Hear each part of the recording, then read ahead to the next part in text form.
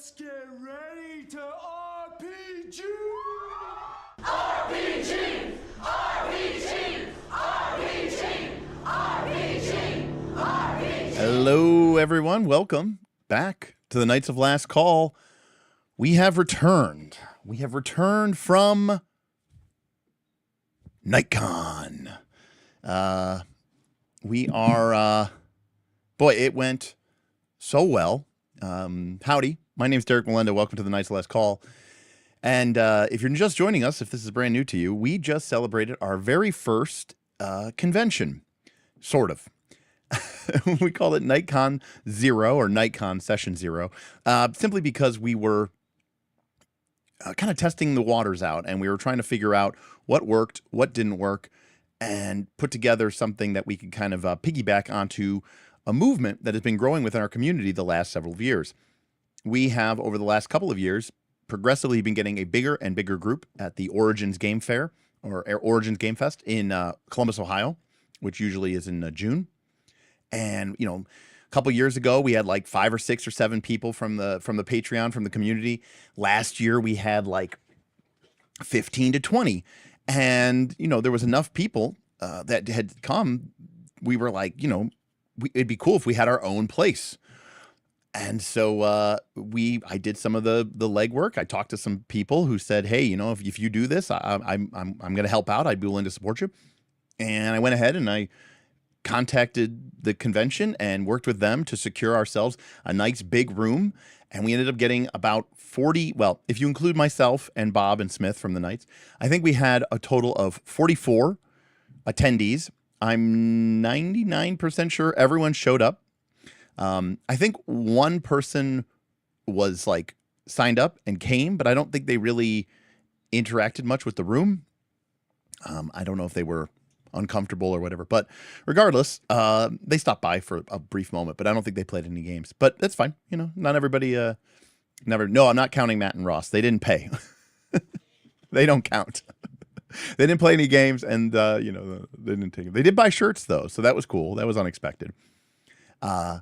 But yeah, it was an amazing, incredible experience. If you kind of followed along at all over our YouTube channel, what really ended up happening is we had ourselves a private room that was open from about 8 a.m. to about 2 a.m. every night. Bob would open it, I would close it, and we pretty much had games running for, you know, 18 plus hours throughout the course of the day. I think at any point in time when I stopped by the room, which I was in a lot, obviously, there was usually somewhere in the neighborhood of 3 to 6 games running. A majority of the people who showed up, I think, probably were in at least 2+ games per day. Of course, it was also attached to a convention. You could go to the convention center, you could go to the dealer hall, you could join any Origins events, of course, as well. And that was why we kind of called it Session Zero, because running your own thing is a big risk, and there's a lot that goes into that. And of course, you're also, you know, kind of setting your stake in the ground, saying, hey, I'm going to be the only thing that you can do. This is the only fun thing that you can do this weekend. So kind of attaching ourselves to Origins. Now, you know, there's some downsides to that, right? We're not in full, complete control of everything. Maybe it's a little bit more expensive, potentially, than it otherwise would be. Although, again, you know, costs are kind of a funny thing. We did merch, and you know, with the quantity of people that we have, which is to say not a lot, right? You know, we're only talking about 50 people. Getting 50 shirts printed is not really considered at scale. You know, you don't really get a big discount. And so to get t-shirts printed by any sort of company, you know, you're going to end up spending $30, $35 a shirt. So we ended up getting a bunch of shirts made for KnightCon. And this is just an example of me sort of grappling with scale, which is, I think, so we ordered 50, I think we ordered 50 of these shirts because I think pretty much everybody got one. Some people got 2, and I think I ordered 50, and I think I have about 6 left, which makes about sense. And maybe a couple people didn't get them, but like I said, Matt and Ross, you know, our friends, Matt from the show, Ross, who was our #1 patron, first person to ever sign up, they ended up unexpectedly dropping by. They picked up a shirt. So anyways, and I felt bad because at the very limited scale, we're only talking about 50 shirts. I had to pay 32 or like 33.50 a shirt.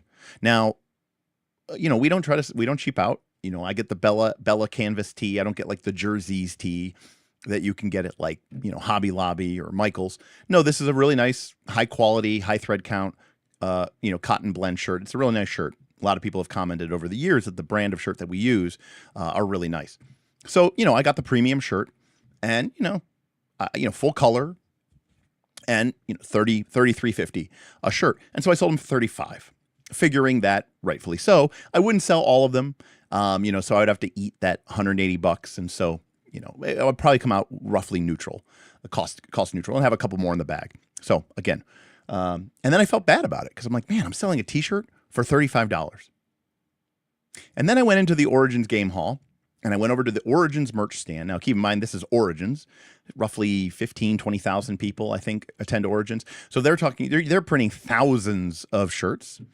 And they had an Origins shirt, had kind of a rainbow motif on it. And obviously they printed that at far larger scale than I did.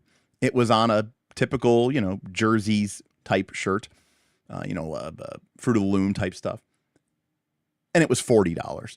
So I have this problem where I have this perception of not wanting to spend, like, I'm so concerned about money and about making sure things are as cheap as possible. And even still, everyone agreed that it was way nicer than they thought it was going to be, which I guess is a compliment, but also maybe not. And they were like, "What did you think it was going to be?" Shit. We had a really nice spread. We had a lot of snacks. We had coffee, tea. We had multiple fridges with water and sodas. We had nuts and chips and all sorts of stuff. Our good friend Dennis Boothby brought in hundreds of baked goods from St. Louis, and so we had a really nice. I think we had a really nice spread. We had our own private room. It was pretty cool all hands all together. And a ribbon was $50. So you were paying basically about $10 a day because we got the party started early. We got the party started on Wednesday, so you're basically paying $10 a day to have access to a private lounge with, if for no other reason, just for the soda and the drinks and the snacks. Now, at Gen Con, if you're like a VIG, you get access to the VIG lounge. That ups your badge cost from like $120 to like $750 or something crazy. It's actually insane. So again, I have this like real, mindset. And of course, people know things like D&D in a Castle or Green Dragon Fest, where the expense is like thousands of dollars. Now, obviously, that's a very different situation. It's not quite apples to apples with our situation. But again, I'm very cognitive of what it is. And, luckily, and I've kind of shared this before, how much money we spent into it. And roughly half of our expenses were paid for through sponsorships, through generous donations from community members. And we also had folks from Mad Dragon, Aaron and Rose, who were there repping their awesome dice. Those are the folks that did our Daggerheart. Those are the folks that did our KOLC Daggerheart dice, right? And they were there, and they sponsored us, but we also got sponsored just by KOLC members. And I could have taken that money and probably kept the cost the same, but instead I was like, let me lower my cost so that I can try to just about break even. And by lowering the cost, hopefully that makes it that much easier to get more people to come. So it worked. We had, again, almost 50 people show up. It was an incredible, amazing experience. And it was cool. It was kind of a transcendent experience. I got to game. I made the decision at the end not to really run any games, which is probably for the best. I felt a little bad about it because I knew I was going to be very busy. I knew I was going to be getting interrupted, not in like a bad way, but just that I was going to be, people were going to be coming up to me and saying, Derek, can I get a shirt? Derek, I have a question. Derek, what is this? Especially the first couple of days when people were still showing up and I had to sort of take their payment or give them their badge, explain how the room worked, all this other stuff. And of course, it was our first time. But overall, I think things have gone pretty well. And what we'll do here is we actually have a survey, so we'll look at the survey together live to see how people actually thought about it. And I wasn't even sure, like, how much are people going to really use this room? And the fact of the matter is, I think most people use the room a lot. I think there's a good chunk of the 40 plus people that came who probably didn't run, or I should say play in any official Origins events. Now, I should have asked that on the survey, but I forgot to. But I feel pretty confident in saying that. I know there were a couple people who played more Origins events and would stop by. But for the most part, I think most people played most of their events in the private lounge with Knights members. And yes, there was an exit survey. So yeah, it was, and of course, by the way, there's somebody already made a thread. This is our community. I mean, this is a good sign, right? Somebody already made the thread for Origins 2027 and planning what KnightCon 1 will look like. What should we change? How should we update? What should we modify? How much, should we make it a little bit more official? It was kind of the Wild Wild West. We just sort of had an Excel spreadsheet and people just wrote down their, I'm running this game at this time. I have 5 slots, and so there wasn't really slots per se. But now there's a discussion with, hey, if we had 42 and change this year, might we have 50 or 55 next year? And if so, does it make sense to start maybe trying to, make things a little bit more locked in? Hey, Forsyth, thank you so much for 12 months. Nice. I'm gonna get my soda here somewhere. And thank you, Thesaurus, TM Thesaurus. Appreciate you for that as well. The Prime subs are always appreciated. I think I've talked about this before, but the Prime subs typically are about 100. I get about 120 Prime subs, give or take, a month. And with the, they don't give you the full amount, even though it's worth as much as a tier 1 subs because you're getting it for free from your Prime. Anyways, it just about covers my medical insurance premium. So whenever you give me a Prime sub, think I'm giving Derek the gift of health. So with that in mind, if you want to support us, you could do that on twitch.tv/Knights of Last Call. Anyway, if you have questions, by the way, if you were there, and I see people that are there. I see Aaron's in the chat. Let's see. I see Dr. Waits is here. I see Dr. Daggerheart is here. I see Cynical Dragon is here. Logan's here. So I see people are here. Jess is here. I ended up playing a lot of games with Jess, board games. We have not played a role-playing game together. We were going to, but there was, again, a scheduling snafu. I ended up playing Arcs instead. So,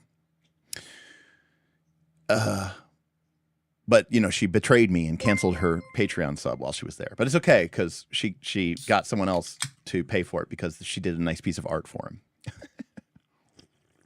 him. So, anyways, and there were, it wasn't just gaming. There were a lot of people, just shooting the shit, getting to know their fellow knights, people who have maybe met each other a couple times at previous conventions or had played many times with each other online, getting to put, faces to names and just talking games. I mean, it wouldn't be Knights of Last Call, right? Without like conversations about design and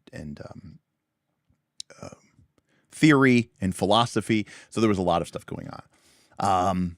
And, again, I don't have a problem with it, but just saying I think this year we might have outdone ourselves.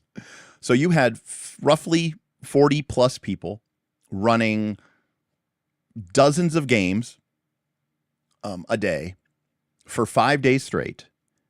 And I'm like 99% sure there was 0 games of 5th edition D&D played, and I think only 1 game of Pathfinder 2nd edition play. And that Pathfinder 2nd edition game itself was a extreme hack of Pathfinder 2nd edition designed to work with Planescape. So yeah. So Logan is just naming some of the games that that he played: Stone Topped, Outgunned, Pulp Cthulhu, Daggerheart, Savage Worlds, Draw Steel, X-Crawl Classic, or at least the games that were going on while he was in the room, I should say. What else was there? There was there was Pirate Bane, which was like a hack of Dragon Bane. There was Mutants and Masterminds. There was Eat the Reich. That's one that I played in. Yeah, it was a lot of weird indie stuff.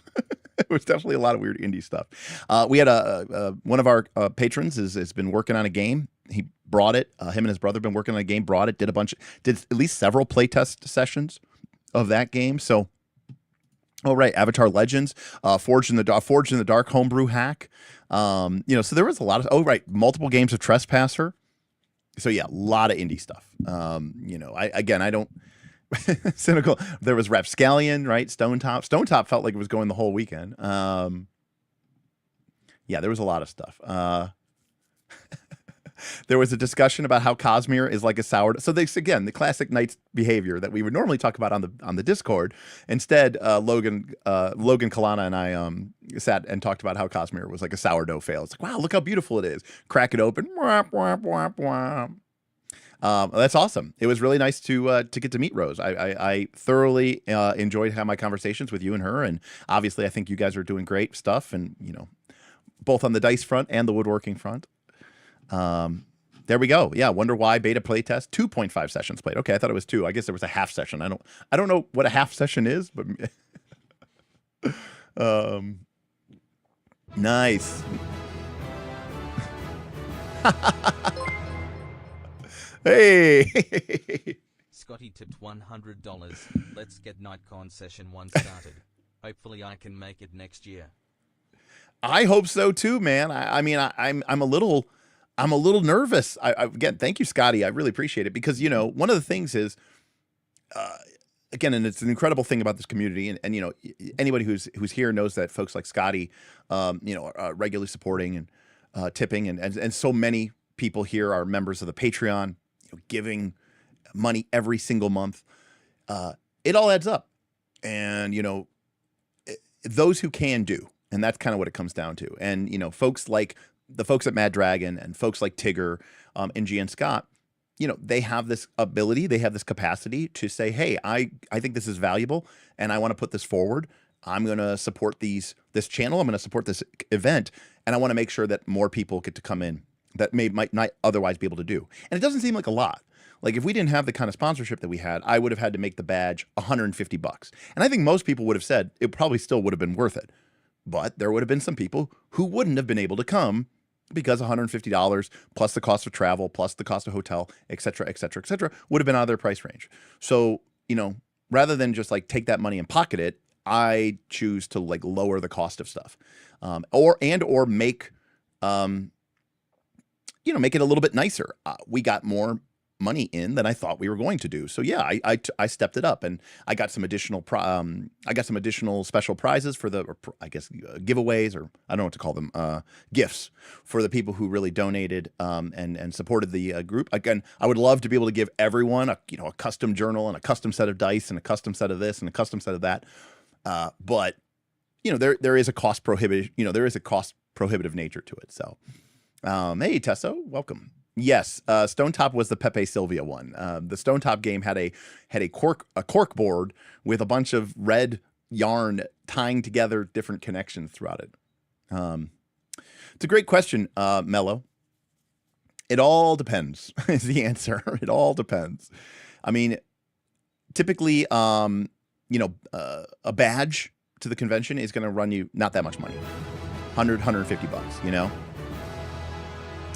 Haha, there we go. Aaron. Ernest tipped $50. Can't wait for KnightCon 1. Anyone who is able should definitely make it a point to be there. Well, thank you so much. Appreciate you. So Aaron is a patron member who is also a vendor, and he and his wife Rose run Mad Dragon, and they were crushing it, selling dice towers and dice trays. They were nice enough to donate 2 dice trays that we were able to give away as sort of door prizes for coming. And a lot of people were, the two people who won those were really psyched to get those beautiful Purple Heart Knights of the Last Call engraved, custom handmade dice trays, gorgeous. And again, it's really awesome not just to see the people come and run games, but it's also incredible to see people who, you know, step up and say, hey, here's a little extra money. I want to see this happen. And as much as, you know, again, I don't want to, like, you know, glaze anyone too much, but as much as I appreciate all the financial support, I also really want to shout out all the people who ran games. A lot of people ran games. Most people GM'd in some capacity. Bob ran Land of Eam. Boothby ran Pulp Cthulhu. Pulf ran Stonetop. I mean, I could GM Setso ran his pirate hack of Dragonbane. So again, it's just a lot of folks stepping up. And you know, this isn't like Lurking Fears or any of those other places. I'm not paying these GMs. I mean, they're paying the same price as anybody else to be. I mean, I'm not in a situation where I could say, hey, come GM with me for 4 days, and you know, I'll cover your room and I'll whatever. I'm just not. That's just we don't have the scale and the size and the scope to do that, and we're not being, you know, that subsidized by some big game company or something. So these GMs are coming, and they are players, but they are also GMs, and they are quite frankly just doing it, as Dadon says, for the love of the game. They're in it for the love of the game, and they are excited. They want to run this game in person for their friends, for their you know, at least for their acquaintances that they've gotten to know. And again, it's been pretty cool. All in all. Where did it take place in? No, actually, we were in the main convention center. We were in the B rooms up on the second floor. So we had a fairly nice sized room. And yeah, I mean, I think it was really nice. I mean, there were some issues. Like, it was really cold on the first day, and everybody was kind of like making fun of me because I brought blankets, because I knew it could get cold. And sure enough, the blankets got busted out, and then Bob, who was kind of giving me shit, was wrapped up in a blanket. And then it got kind of hot and muggy, and so the climate control was a little all over the place. I mean, there's nothing I can really do.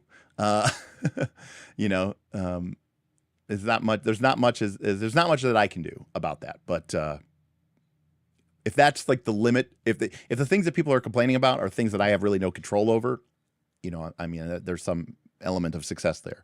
And, you know, sure, someone said, oh, we should bring some fans next year. And I thought, oh, that's probably a pretty good idea. We'll bring some box fans for next time, you know? Yeah, right. It was really cold the first 2 days, and then it was kind of hot and not so nice the last 2 days. So yes, the blankets definitely got used. Yeah, I mean, I brought games. I brought Fiasco. We didn't play. I brought Lady Blackbird. We didn't play. I brought Danger Patrol. We didn't play.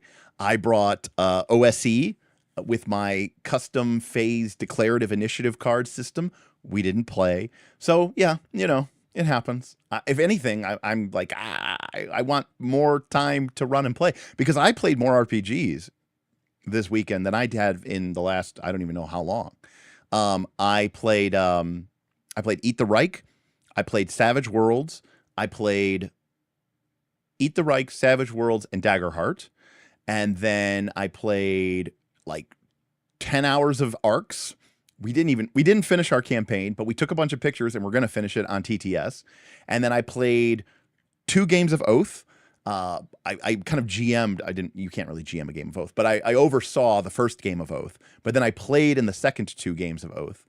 So yeah, I mean, I played roughly 15 to 16, 17 hours of some of my favorite board games of all time.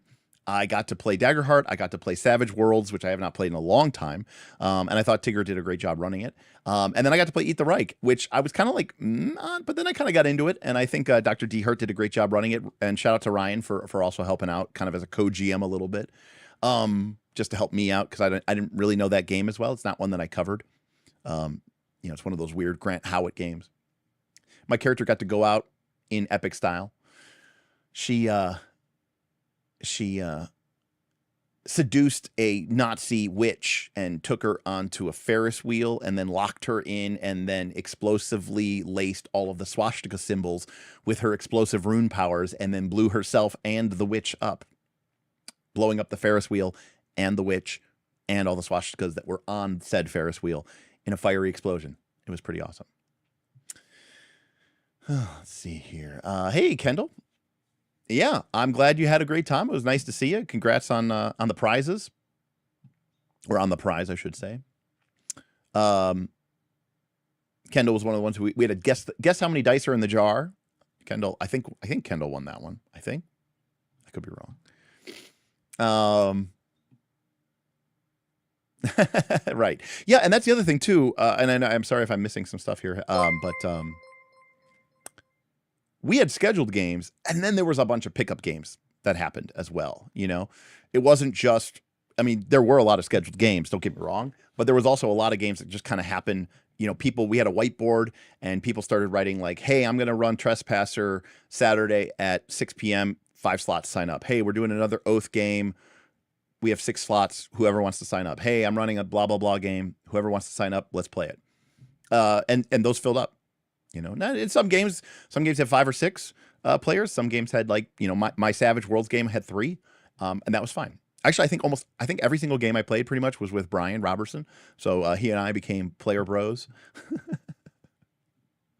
So let me see here. I'm sorry if I missed anything here. I understand. Look, I get it. Not everyone can make it, and that's and that is okay. You know, that is understandable. But you know, we would love to have, if everybody can come. You know, I think it'd be amazing. Yeah, Logan, I mean, I definitely think that drinks and snacks could help. You know, many hands make light work. But also, you know, I am asking for money. And, you know, I think that to a certain extent, it's like, it's nice to just kind of take care of everything for everyone, especially if you're paying money, you know, for sure. So I kind of alluded to this over the course of the weekend. Unfortunately, right before I left, my dog started limping. And my roommate, the dog's my co-parent, my roommate, Amanda, she took Maple. That's our younger dog. She's 8, but she's our younger dog. Took her into the vet, and they were unable to get anything completely figured out. But they rescheduled her for this week. She has a dental cleaning, and they're going to put her sedated. And then they're going to be able to do this, what they call a drawer test or a tibial thrust test. Basically, she may have torn her doggy ACL. It's called the CCL. It's the cranial cruciate ligament. It's basically the same thing as an ACL in the humans. Now, Zeus, you may remember right during the fire, when I had my garage fire, Zeus had just gone in for his second. So Zeus had both of his knees basically replaced. Well, they do this process called a TPLO, a tibial plateau leveling ostomy. They kind of like shave down the dog's knee bones so that the thigh bone fits better and it doesn't matter that the ACL is torn. Anyways, the vet seems to feel confident that she probably at least tore, maybe completely, or at least a very bad tear of her CCL. So if that is the case, and we do require some sort of surgery, you may see some sort of crazy GoFundMe charity 24-hour stream event. Well, I don't know, not charity, but charity for me, charity for my dog, as I try to desperately raise some money so that I can pay for this surgery, unfortunately. So we'll see. That's what's going on with my dog. I'll let you know when I know. We're taking her in on Thursday. But yeah, Dad, on kind of talking about earlier when we were talking about the cost. Yeah. So you only need like $100 or maybe change, you know, for the badge. But then you got a hotel and you have travel costs. And obviously hotel costs tend to go up a little bit because, you know, especially for like something like Gen Con. But, you know, you're going to pay anywhere from probably $150 to $200 a night for a hotel. And then, of course, there's food costs, which are always a little bit higher, you know, on site or you know, if you're eating out of a restaurant and stuff instead of, you know, eating from home.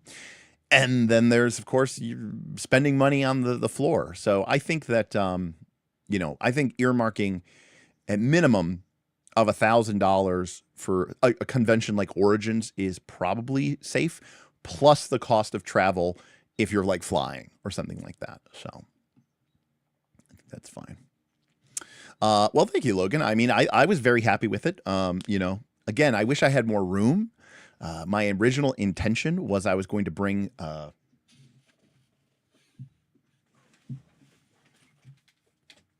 going to bring light. I was going to bring light wall washes, and I was going to wash the walls with light colors, so it wouldn't just be this like drab convention beige gray, you know. And I was going to have like alternating like orange and orange and burgundy, orange and, or magenta, whatever, you know, like our colors along the walls.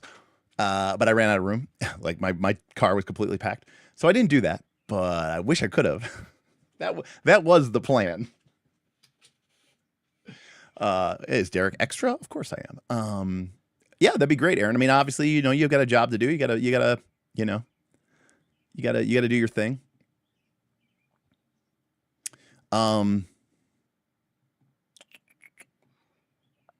No, I didn't get a chance to play my Draw Steel Fiasco game. No. It is, yeah. I mean, again, any questions, Logan, you just hit me up. And of course, we're going to be running session 3 this Sunday with the patrons. He's going to be on the channel. I mean, I didn't think it was too bad, but I'm also pretty good at like thermoregulating. So I didn't think it was too bad as people did. I played a warrior, a human warrior. How did Daggerheart go? So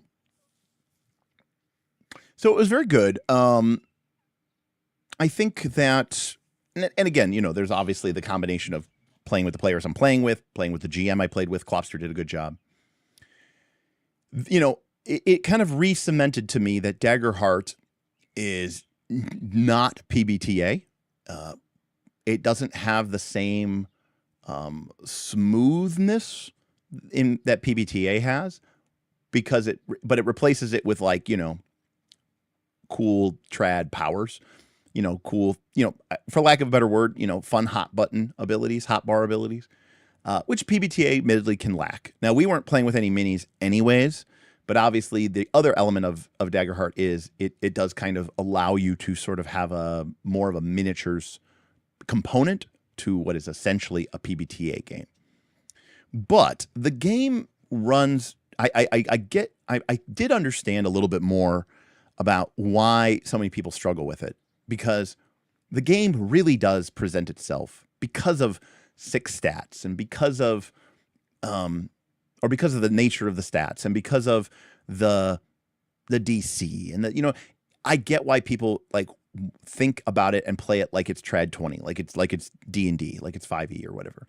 And I can understand how suddenly shifting to a mindset of, this is not about competition. This is not about winning. This is about storytelling. It's about creating moments. It's about creating drama. Those two things can feel a little in tension. And so I get it, I think, a little bit more maybe than I did before, because I could see that happening. Also, again, I'm not like shocked here, because it's not like, oh, Derek.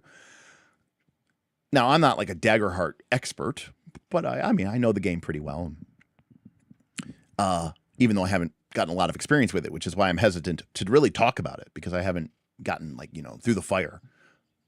But one of my initial reactions was, oh man, reaction roll should totally just be a D20 and not use TD12. And you know what? I stand by that now even more, because every time I was asked to make a reaction roll, I would say, oh, I got a 21 with hope, or I got a 19 with fear. And reaction rolls don't use hope and they don't use fear. And so I'm like, this feels like this shouldn't be used 2d12, because 2d12 should be reserved for action rolls and should be the domain of the player, not the GM. So, should be the domain of the player. And when the GM asks you to make a reaction roll, it's like a D20. It's like the D20 is the domain of the GM and the 2d12 is the domain of the player. Hey, Tesso, thank you so much for the tier 1 sub. Sorry, I missed that earlier. I'm glad you enjoy them. I will continue to make them for sure. I appreciate you doing that. That's so nice of you. Thank you. We can talk journaling. I mean, I don't have any, I'm not like the world's best journaler, but I mean, I've been keeping a journal for like the last 10 years.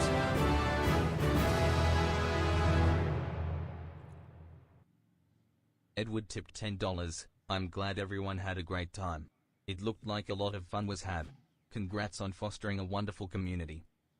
Well, thank you, Edward. Yeah, it was, again, it went surprisingly well. Now, of course, like I said, during this stream, we are going to bring up we're going to bring up the survey results. We'll see if everybody else agreed. But I did send out an exit survey, attendee survey. So we'll see. We'll see what everybody says. We'll figure out what we can figure out. I think that'd be pretty cool. But yes, all credit to the community.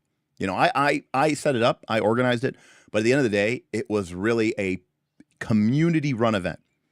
You know, folks like Dennis and Pulf, you know, Booth B and Pulf, they put together the events, they put together the gaming list, they managed and curated the event list, they organized the big dinner, the group dinner, and you know, all the games that got picked up just randomly, you know, those were all because we had a really great group of people who felt comfortable and are very self-motivated, which was really awesome. Because a lot of people even just said it was nice just having a home base, which I think is also really, really important. I know that when I go to a convention, I typically, now I know, you know, I know people who run booths and stuff like that. So if I just want a place to put my book bag down or whatever for a little bit, or just take a, you know, take a rest and kind of be in a safe place, I can do that. So having the lounge just as a place to literally act as sort of your HQ was really cool for a lot of people. A lot of people mentioned to me, even while we were there, it was nice just to have that kind of, you know, home base. And I thought that was really cool. Well, thank you, Jess. Now, it's nice that Jess gave me Prime, considering that she canceled her Discord sub right in front of me, or her Patreon sub right in front of me. No, I didn't have that one. I had Whirlwind Attack, and I had the one that lets you reroll 1s and 2s, because we were level 2, so my proficiency was 2. So, you know, I'll reroll the 2d8 or whatever. Reroll the 1s and 2s. I had, the Whirlwind Attack. I had the one that lets you, I don't know if that's a warrior or just a human thing, but like the one that lets you mark a stress box instead of marking an armor slot or something. But, you know, pretty generic warrior. Our fight.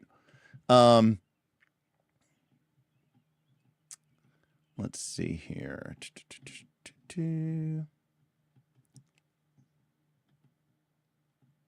Hey, Trevor, thank you for the Prime sub as well. 13-month streak. Appreciate it. Grover says ARCs for 10 hours. That's awesome. I finally got Tor to try ARCs, by the way. He won his first game. Beginner's luck indeed. That's awesome. Well, yeah, so actually, it wasn't ARCs for 10 hours. We were playing the Blighted Reach. So the Blighted Reach is the expansion to ARCs, which is like the box is like 4 times the size of the actual ARCs game. And when Cole designed ARCs, that was the game he had in mind. But like they were like, we should probably make a simpler game for it. So the way Blighted Reach works is you play 3 games of ARCs back to back to back, and whatever happens in game 1 influences game 2, and whatever happens in game 2 crystallizes and finalizes into game 3. And so it's really one big campaign that plays out over 3 separate games. And so we were playing that. And it takes ARCs and like dials it, not even to 11, it dials it to like 13, admittedly, in terms of like the complexity and the interactivity and the level of crunchiness and fiddliness. But there's also such deep gameplay that emerges because of these rules and mechanics all bouncing off of one another. And even the people I was playing with, were like at a certain point, they're like, I'm kind of disturbed. It's like I'm looking at the Matrix, because if like I'm looking at the board and I realize I understand what's going on, and that's kind of disturbing because anybody else would say, you know, this is a complete and total mess. Let me see if I have a picture of our ARCs board.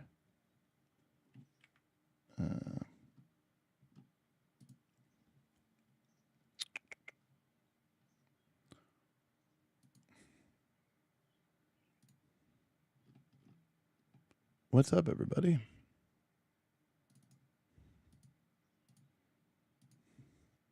So yeah, so this was our ARCs board. So this was my position over here on the lower right. And then this was Trevor's position over here on the left. And that's Bob's position up in the upper right, or upper left, I should say. And then this is Stephen Glicker's position over in the upper right.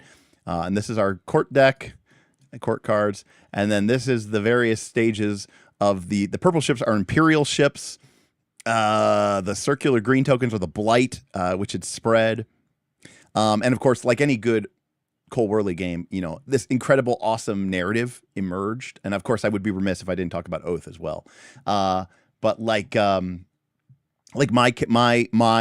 character in the first game, I was actually the faithful, trying to spread the good word and spread sort of a faith, a religion throughout the reach.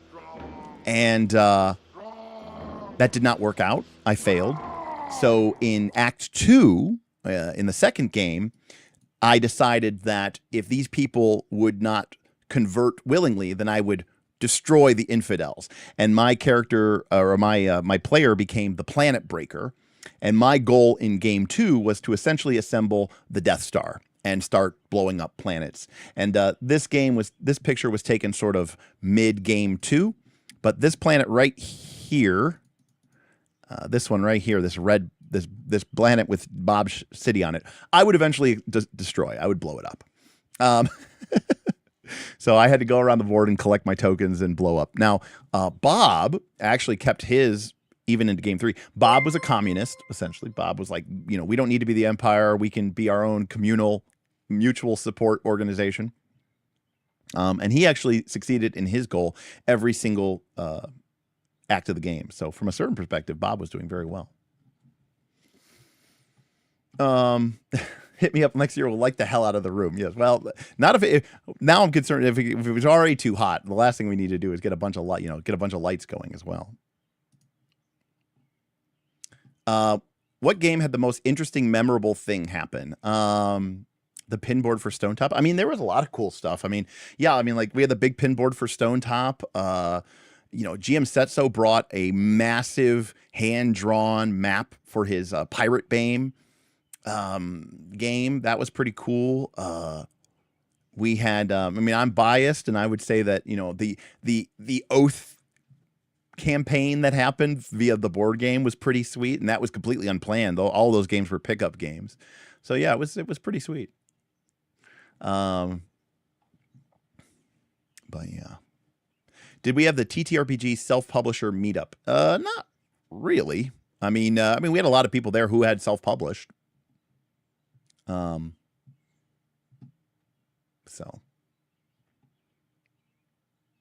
the D20 reaction roll would mess with the probability of the DCs, but who cares? The game that's the problem. It's like, who cares? The game isn't about balance anyways. Like, again, this is where it's like,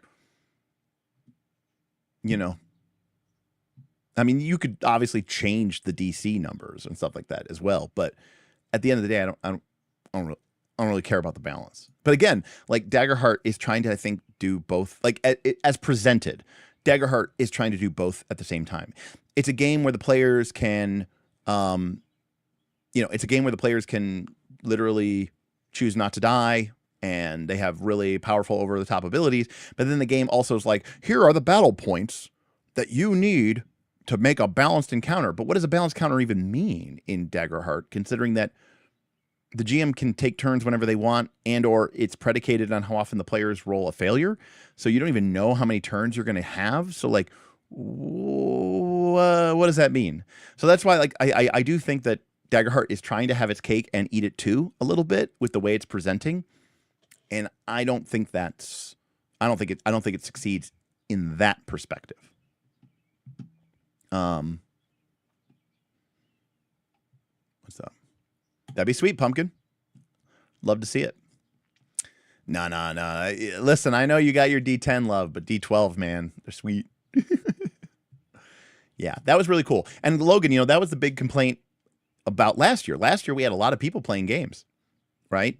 But it was all, you had to figure out where you were even meeting up. Hey, I found us a table over, in the lobby. I found a hotel that had an open table. We're over in the open gaming area, and we're still moving around and bouncing around, and that was one of the main reasons that we wanted to do it, And I agree, at Gen Con, good luck. You're going to have to basically be on the outskirts of the convention to try to find even a place to sit down and play. So the fact that we can do it right in the middle, the literal heart of the convention, right? The B pods, and we can have our own private room. That's pretty nice. Thank you, Borgie, for the 13 months. thank you as well for congratulating. Yeah, hopefully. I mean, everyone else said they had a good time, so I'm hoping that they will keep this going, you know, from here on out. Jess says it's okay that she gave me Prime because I'm using it for paying my health care. Well, thank you. That's a great question, Kevin. I don't know. That's a great question. You know, by the way, the reason why that's funny is because I typically will do, like I'll have a session 0, and typically like we won't finish, like especially if we're doing collaborative world building, and so it'll be like session 0.3, you know, and then it'll be like session 0.5, and then it'll be session 0.8, 0.85, 0.9, 0.91.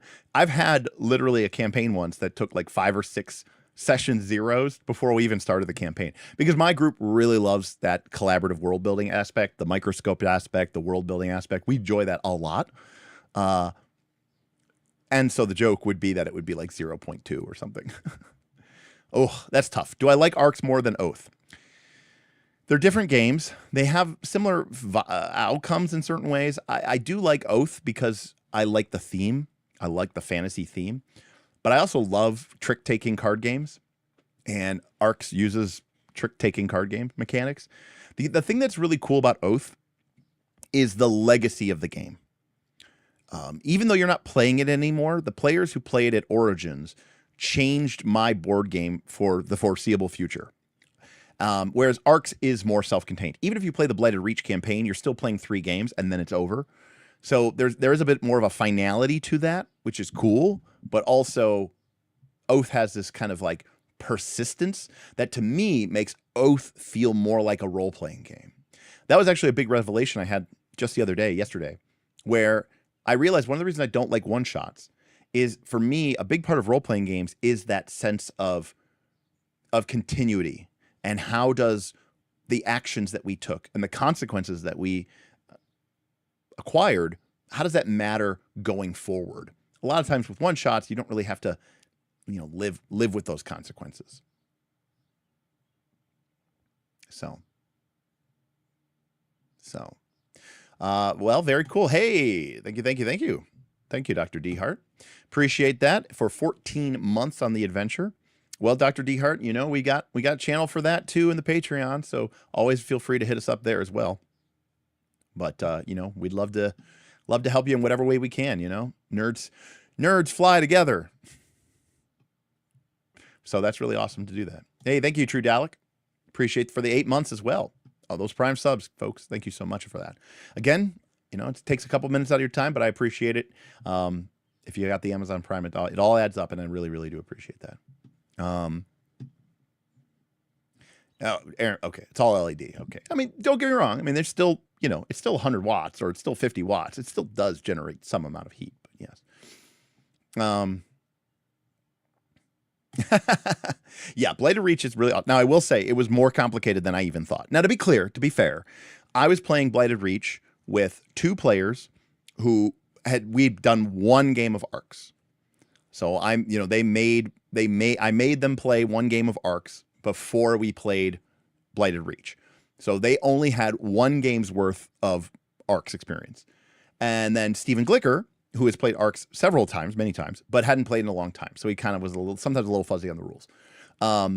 So I do think it's a game where it's like, look, you need to know what's going on. I mean, in some ways, Grover, it's like Torchbearer, right? I mean, yes, to a certain extent, you can kind of just sit down and play Torchbearer, I suppose.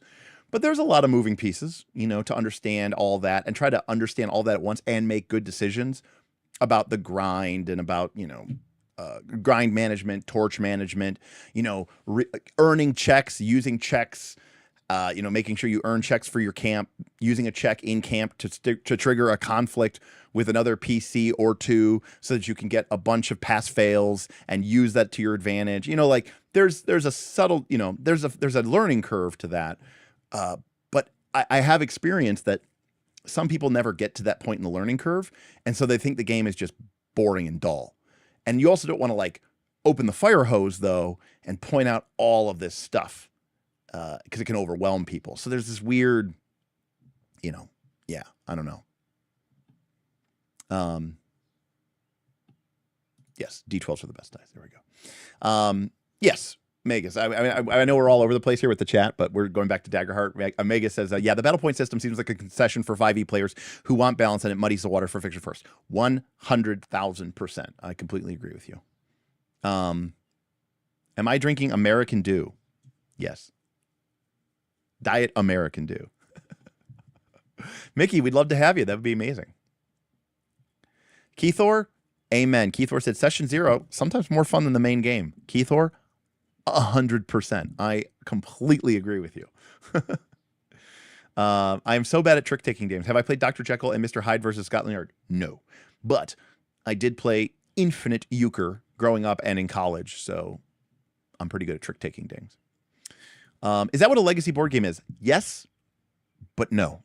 Most legacy board games are designed like a D&D campaign where you sit down with the same group of people and you play through kind of a story, and you open up boxes and you get new stuff added to the game, and it progresses kind of like a story. And the game changes, but the idea is that you play with the same group over and over and over again until you beat the game.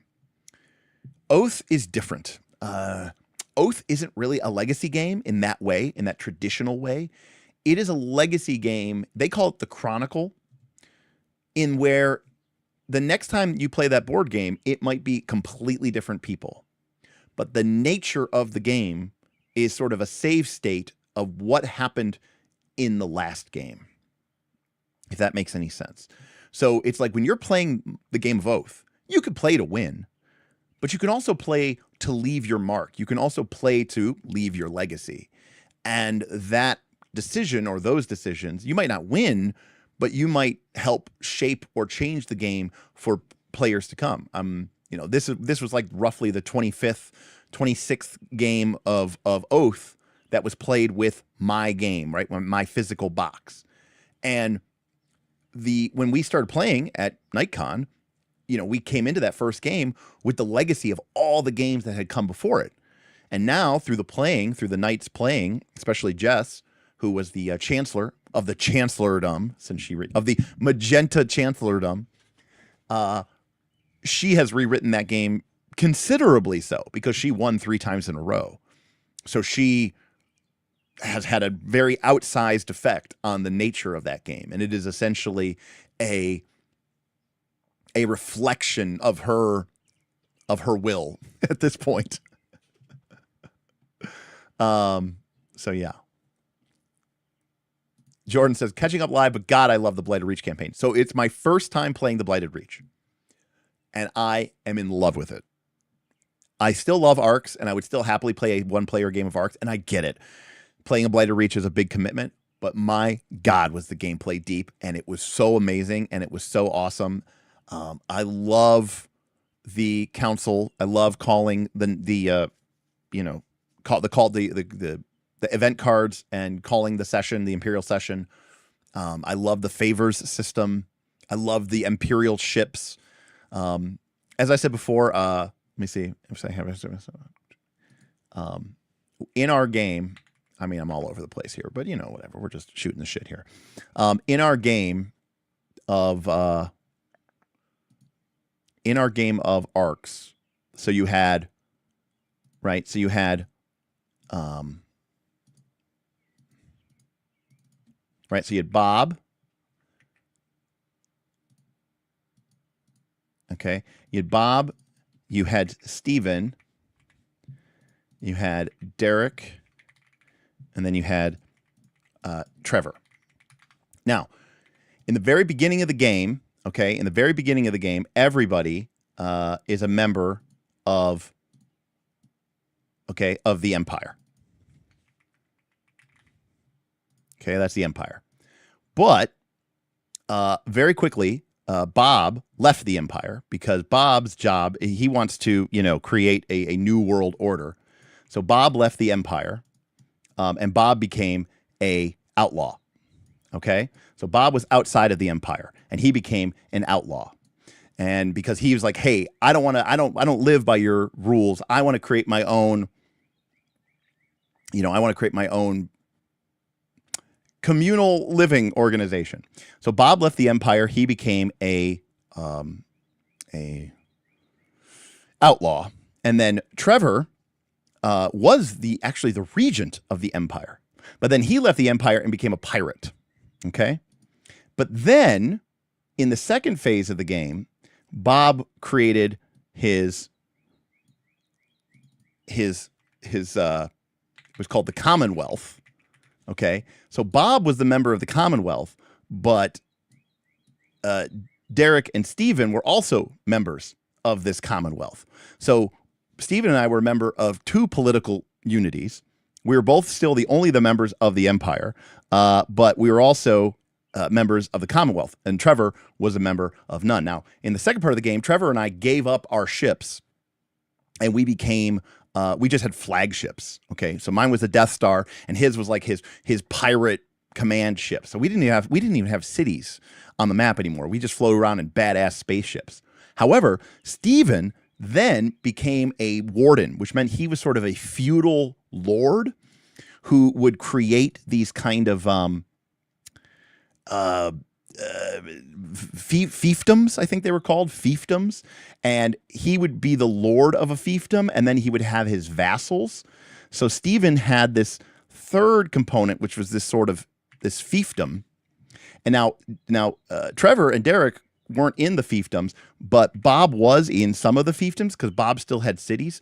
So you basically had three separate political entities going on in this game. You had the Empire, the Commonwealth, and then the fiefdoms of the sectors, all of which had their own rules. All of which had their own rules, all of which had to be, there's literally this book that you get called the law book, and as new rules are introduced, you put the cards in there to sort of build up what is you literally are adding to the rules as you go through the game. Game Trader Magazine called it punishingly intricate. Markson said Steven playing all the angles. Well, yes. But also, I think he kind of is sort of regretting it a little bit, because after Trevor left the Empire, I became the first regent, which means I was sort of the de facto head of the Empire. And I started finally rolling the dice, so the dice started coming up that we started taxing. Part of there's advantages to being part of the Empire, but there's also a cost, which is you have to pay your tax. And I kind of taxed the shit out of Steven. And he couldn't afford to pay the tax, so he ended up having to give me a lot of favors, which are like IOUs that you can cash in. And I ended up trading those favors to other players to get stuff from them. So I basically passed the IOU that Steven owed me and then gave it over to like Bob and Trevor. It was a lot of political machinations for sure. Anyways, that's just one aspect of the game, by the way. And we're not done yet.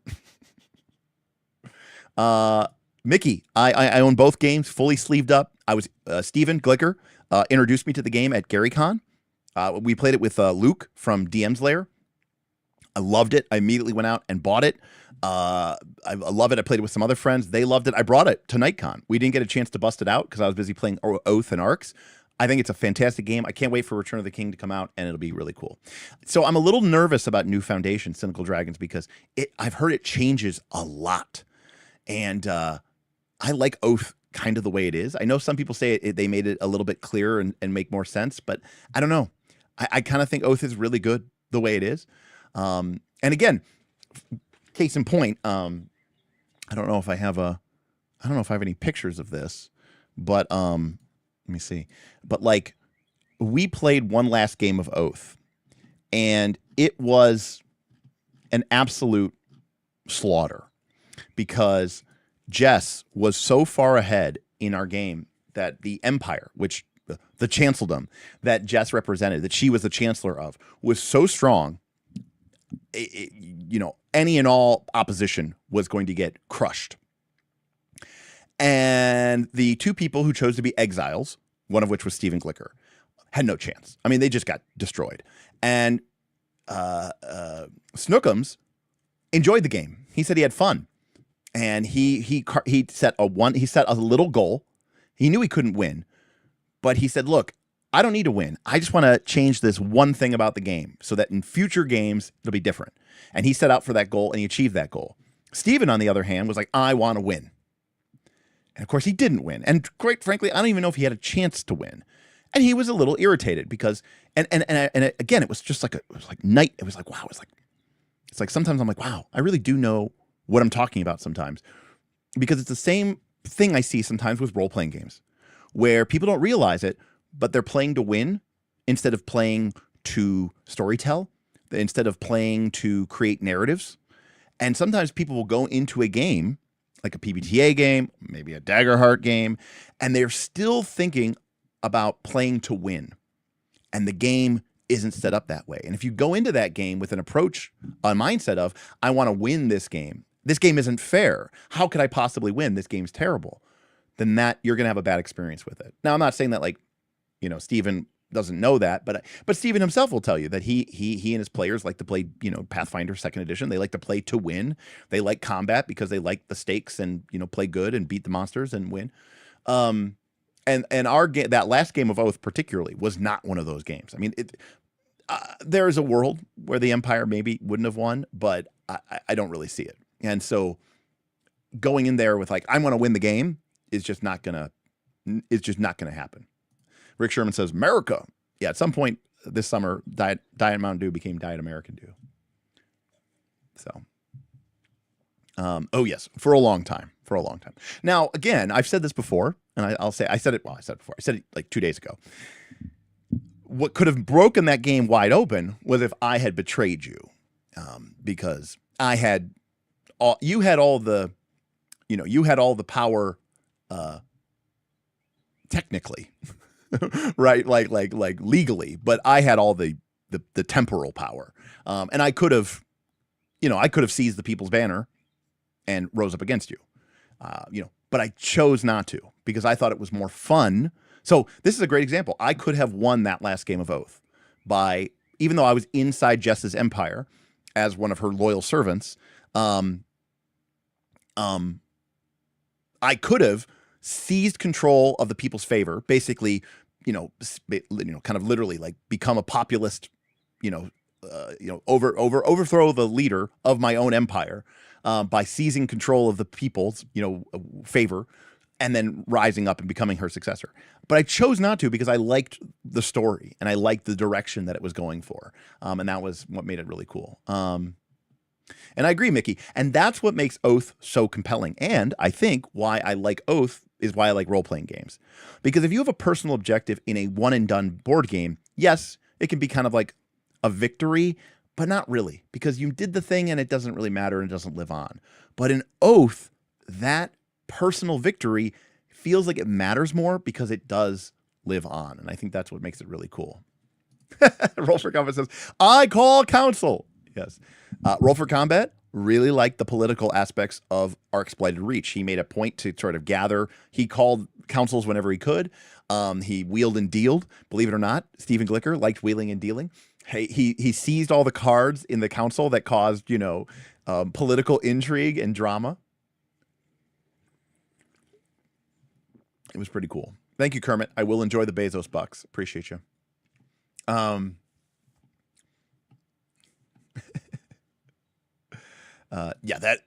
It's an amazing game, and you should definitely get it. Yes, I got it right. The Chanceldom, I respect.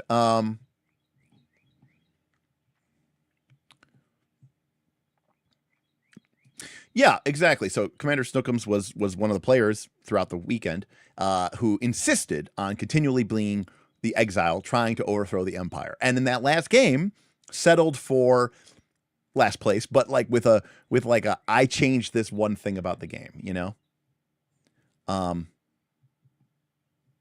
But so I will admit I kind of rage sometimes in games when someone could win but chooses not to. So to sort of counter-purpose this, I think Cole Worley would tell you that in many ways, Oath is literally Kingmaker the game. It is literally king making the game.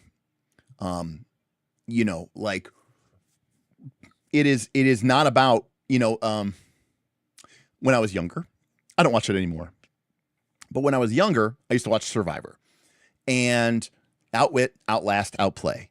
And one of the most famous, legendary Survivor people of all time, Russell Hantz, was probably easily the single greatest Survivor player, in my opinion. Now, I haven't watched in like the last, I don't even know, 10 plus years. But at the time, you know, the first 15, 20 years of the show, Russell Hantz was like the best player of all time.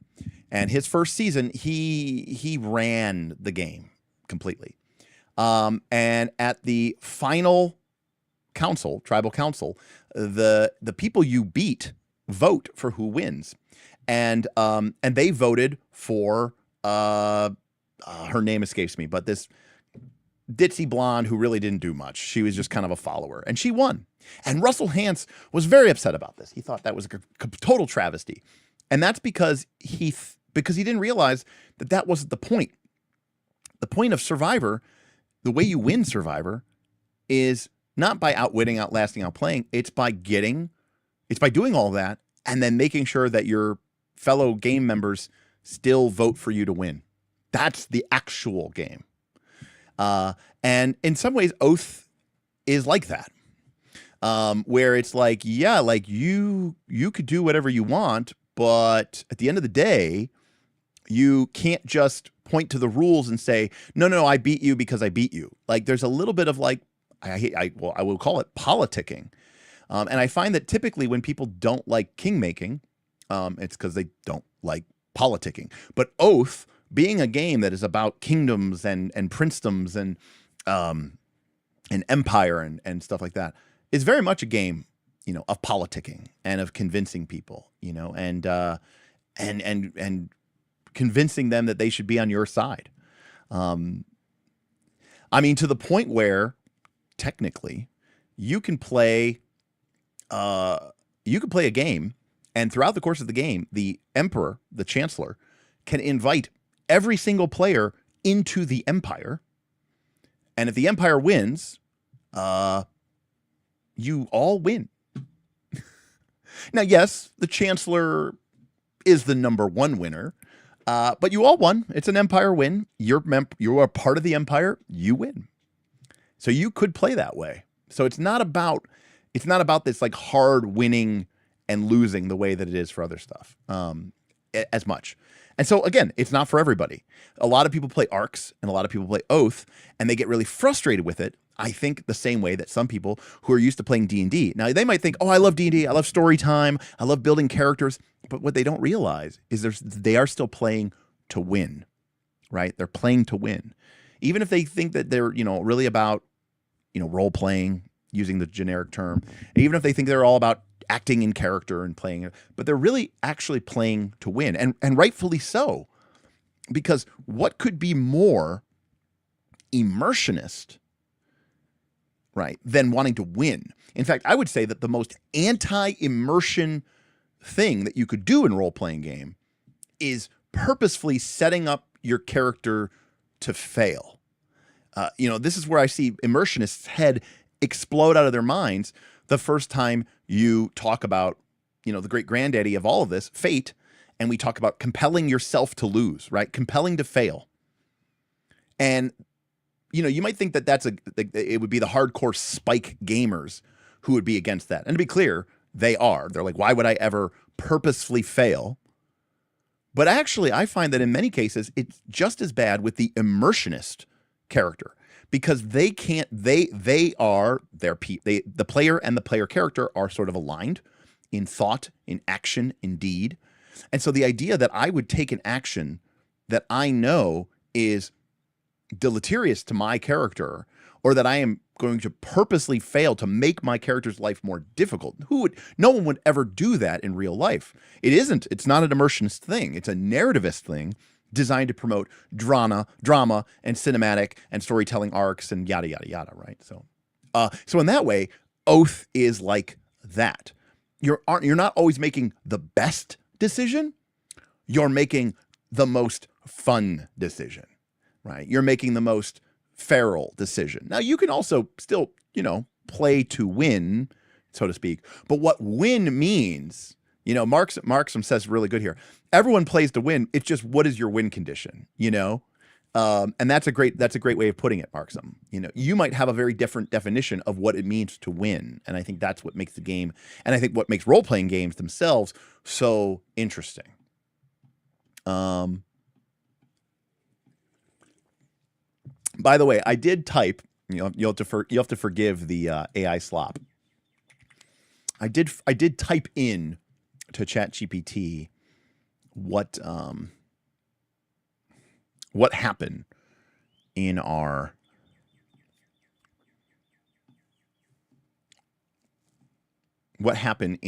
Oath games. We played 3 Oath games, and this is what. So here I was like, I want to convert the last 3 games of Oath, blah blah blah blah blah blah blah. And I explained what happened in our Oath game, and it was I used voice to text, so it's a very long rambling series of inputs that I gave to it. So ChatGPT sort of bundled it up, made it a little bit more tropey and AI sloppy, but it's called The Crimson Restoration Saga. Okay, Book 1, The Broken Realm. There was a time when the Empire was little more than a memory. The roads lay shattered. The laws of old had been forgotten. Great monuments that had once proclaimed the glory of a united magical realm stood cracked and abandoned beneath wind and rain. The arcane forge was silent. The great spire had collapsed into ruin. Clobster, thank you. Clobster roll tip $20. My Daggerheart game was kinda experimental, less about dagger heat and more about escaping the sandbox. Also, you guys spent so much time failing to fish smile. Fishing was tough. Yes, it was a very experimental game, Clobster, but I enjoyed it. I thought the bottled sea. I mean, again, it was a little too gonzo for me, but I still thought the mechanics of it were kind of cool and neat, and I thought the fishing thing was actually kind of sweet. So I actually kind of liked that. So, look, a good adventure tests the player and the player character. Well, that was definitely a test to the player. Thank you, Clobster. Appreciate you, and thank you again for running those Daggerheart games for everybody. That was pretty cool. Okay, the arcane forge was silent. The great spire had collapsed into ruin. The battlements had now fallen into a bandit kingdom, weathered and crumbling. They were the last reminders of an age of greatness that now no longer existed. And into those dark years, Chancellor Jessica emerged. She spoke not of conquest, but of restoration. She promised the scattered people of the realm that they could once again become whole. Villages rallied to her banner. Lords bent the knee. Merchants and common folk alike placed their hope in her vision of a reunited kingdom. But even then, shadows followed. Few knew the secret bargains that had sustained her rise. A terrible blackmail was laid upon her, and through it, an enigmatic exile, the blue one-eyed stranger, secured possession of the great scepter, symbol of imperial authority. Through cunning, intrigue, and manipulation, he insinuated himself into the machinery of power. Well, if you want, here, people have said, so I'll read this here. In Game 1, Jessica was the Chancellor and every other player was in exile. The realm was scattered, the Empire was weak, and the once glorious, magical, thriving, ordered structures and edicts and edifices were in ruin. The great arcane forge and great spire lay in ruin, and the crumbling battlements of the Bandit Kingdom were all that once remained of the shining bastions of the glorious kingdoms of past throughout the course of the first game. A new Chancellor arose, Jessica. She promised a reunification of the realm. However, her past was laid in secret during the course of the game. Some great blackmail was laid upon her, and the blue one-eyed exile used his blackmail card in order to secure the Grand Scepter, the station of office of the Chancellor. Using this, he was able to add himself to the roles of the Empire and became a citizen by nook and by crook. Jessica secured the people's favor, and when all was said and done, she emerged victorious and repaired the shining bastions to their once greater glory. This is, by the way, what I said to ChatGPT. In the second game, she was joined by 2 citizens in her quest to continue to rebuild the Empire, promising only that she thought of inclusion and togetherness. Of course, the blue one-eyed stranger was at her side, as was the mysterious Yellow Knight, who she did not fully trust, but relied fully on his magical and martial prowess in order to control the lands for this game. She had promised a great act of devotion to the people. She would be true to them and keep them safe. After securing their favor, she promised that she would be loyal to them and true to them and would hold the banner of the dark secret. She expanded her control of her realm. And although there was some doubt as to the loyalty of the Yellow Knight, I was the Yellow Knight, by the way, he ended up being her greatest champion. But despite all this, she chose the blue one-eyed stranger to be the successor of her realm, and at the great tribunal in the sanctified grove, she anointed him as her successor, passing on the great scepter not to the Yellow Knight who had accomplished so much for her. By the end of the second game, the entire board had become the domain of the Empire. The Great Forge had been reconstructed by the game's end, and the crumbling towers of the Great Spire were restored to their full glory. And thus, in the third game, the Empire was in full swing. Jessica, the Chancellor, fulfilled her vow of protection to keep the great realm that she had assembled safe. However, this was done so at a great sacrifice of blood and anguish. The exiles in this game attempted to dispute her rule, but they were thrown down instantly and harshly. They were given no quarter, and the Yellow Knight's ways and methods became increasingly brutal. As such, the way for the Dominion was laid bare, and the Empire prospered. However, it became more and more clear that Jessica, the Chancellor, had her rulership based in a great secret and in darkness. It was revealed that she herself was an ancient vampire, a lady of darkness, who had built up a realm of secrets and politics using lies and favor to create a realm of utopia, but built on a facade of lies and bodies. The dissidents who had once faced her were now buried beneath her secrets. The Yellow Knight became her great enforcer, wearing his bone-stagged helm and commanding the obedience of the creatures of darkness. In the night, the Yellow Knight shattered all attempts at rivalry, casting back her enemies, banishing them to far realms, destroying their armies, and even raising their slain soldiers as necromantic soldiers and servants to the Dark Realm. At the game's end, a great dark festival was raised in the capital, becoming a decadent sign of an empire built upon magic, necromancy, and dark twisted secrets. A realm of peace and prosperity, but built upon an ironclad law and ruled by an elite nobility of vampire lords and ladies. So that was what I told ChatGPT, and then ChatGPT, made it microfiction. Anyways, so that was our Oath games, right? And I don't know. I think that's pretty cool. And you might say like, "Oh, that's just made up bullshit." No, like that's quite literally what happened. And just like what I like about role playing games is there is a mechanical framework that we are engaging with. There are rules. There are dice rolls that make it feral and unpredictable. Random cards and random dice rolls. And from all of that emerges this whole new thing. And what we do as players is we look at that emerging dynamic narrative and we create stories from it. So that's the way I look at role-playing games, right? I look at it it's like we are playing the fiction and then we interface with the mechanics to generate the next wave of fiction, right? It's this cyclical process. I don't want to start with an idea. I want us to just play to find out. Use those mechanics to go in an unexpected and cool direction, which is why Oath, for me, feels so much like a role-playing game, because I don't play role-playing games to get immersed in characters. I play role-playing games to create cool stories and to have cool moments and, fun gamist elements as well.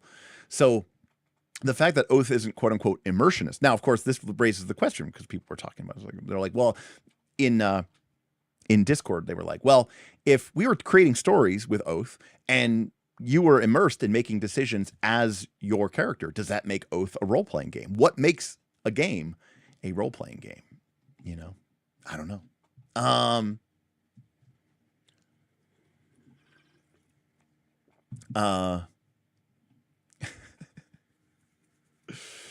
Let's see.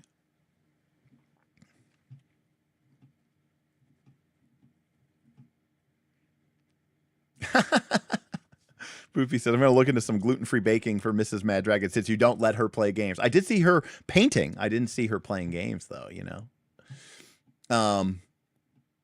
She had dice to polish. There we go. Marcus says, as an avid reader of fantasy and science fiction, I play TTRPGs to roll dice and destroy the game master. And I don't think there's anything wrong to wanting to play to win. If you just have to play the right game. Ryan, I agree. All hail Chancellor Jess. Also, I did terrorize Jess psychologically by behaving completely fine and only obeying her will. In the last game, it was like something would happen, like one of the other players would like take an action that would like sort of threaten her rule, and she would just look over at me and go, Derek, could you? And I would go, I'll take care of it. And she would go, thank you. Like it was, she didn't even have to say. She'd be like, Derek, can you? And I'm like, I'm on it. I'll take care of it. Don't worry. They'll be put to don't concern yourself. Plausible deniability. I'll put them to the sword brutally. You won't have to worry about it. Go back to your decadent festivals in the capital. Yeah, I play to generate shared microfiction with math rocks. That's kind of what I do, for sure. Anyways, if it's not already apparent, I had a blast, and I was running the goddamn thing. I got to play some incredible role-playing games. Klopster's Bottled Sea hex generation system was really fun and really cool. I thought it was really fun. It felt procedural. I mean, there were a couple of clunky elements because it was kind of designed for probably like a more OSR style game, and we were using Daggerheart, but it still worked out. It still had fun, and I thought it was really good for a con game. So I thought that was really, really good. I got to so I have several guilty pleasures. One of them is putting players between a rock and a hard place as a GM, right? I like to give you, horrible gut-wrenching choices, right? The lesser of two evils, decisions to make. That's just a personal thing. Another thing I like to do as a player is throw curveballs at the GM and see where they go with this. And it's a convention game, so I don't feel like I'm like burning something that's going to, that's meant to last. But I played Savage Worlds using the sort of the Pathfinder Savage Worlds version. And we played with Tigger, and our city had mysteriously vanished and been replaced by a Fey realm. And it turned out that like 1,000 years ago, the king swore, after 1,000 years of peace, that the realm would be given back to the Fey king. So we went into the Fey realm to sort of treat. And there was a hag, and it was a gardener. It's classic, like, oh, look, it's so cute and nice. It's like, oh, it's a hag. And I was like, oh, it's a monster. And I was playing Harsk, the dwarf ranger. And I was like, oh, it's a monster. And I hacked it down. And I rolled really insanely well. You can explode your dice in Savage Worlds. And I rolled like 3 exploding 8s in a row. So I just like hacked the goblet. I hacked the hag down. And I was like, oh, there, I took care of your monster problem. And then, of course, I started getting like really, like pedantic and fourth wall breaking. I was like, oh, no, that's a monster. That's not a person. They're like, no, that's a person. I'm like, really? Show me where it is in the player's handbook. If it's not in the player's handbook, it's not a person. It's a monster. I was like, look, I'm old school. I believe in alignment. Okay, don't give me this. They're people too. No. They're not people. They're monsters. Anyways, so like, I was kind of a murder hobo, but like, like in a weirdly, on point way. And just to see, just to shake things up again, right? I think there's a lot of people who feel like the job of a player is to just go along with whatever the GM says and does, and just to play nice and just, to be good little boys and girls. And I don't necessarily think that's true. Especially during convention games, I sort of harness my inner Kaz, who says, I'm sincere, but I'm not serious. And that's really true. Now, that's kind of true for him all the time, but it's really true for me at convention games, where I am committed to the bit. I'm not trying to disrupt your game. I'm trying to make it feral. I'm trying to take it in new, unexpected directions, and I want to see how you and how the other players sort of, react about it. And again, my own selfish bias, like I kind of want to be like, I want to see how this GM, I want to see how this GM reacts. I want to see how they handle this curveball. Ken, I do love the exploding dice in Earth Dawn, but quite frankly, they're just as good in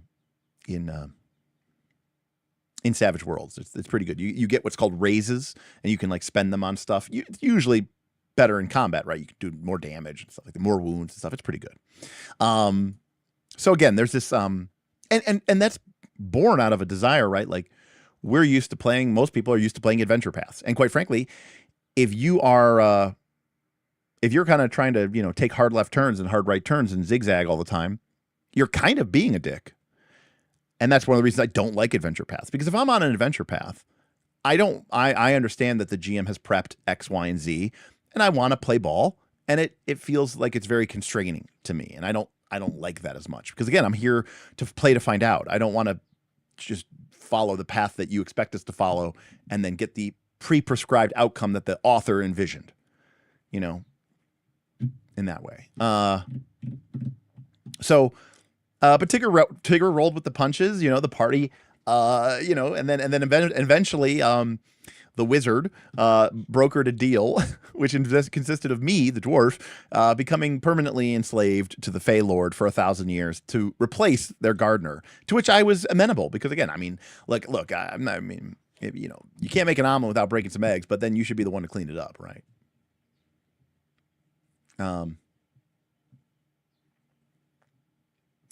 Well, you know, Kermit, a person needs to be pushed. You know, a person needs challenge to grow. You know, again, I think it really comes down to what is your motivation here.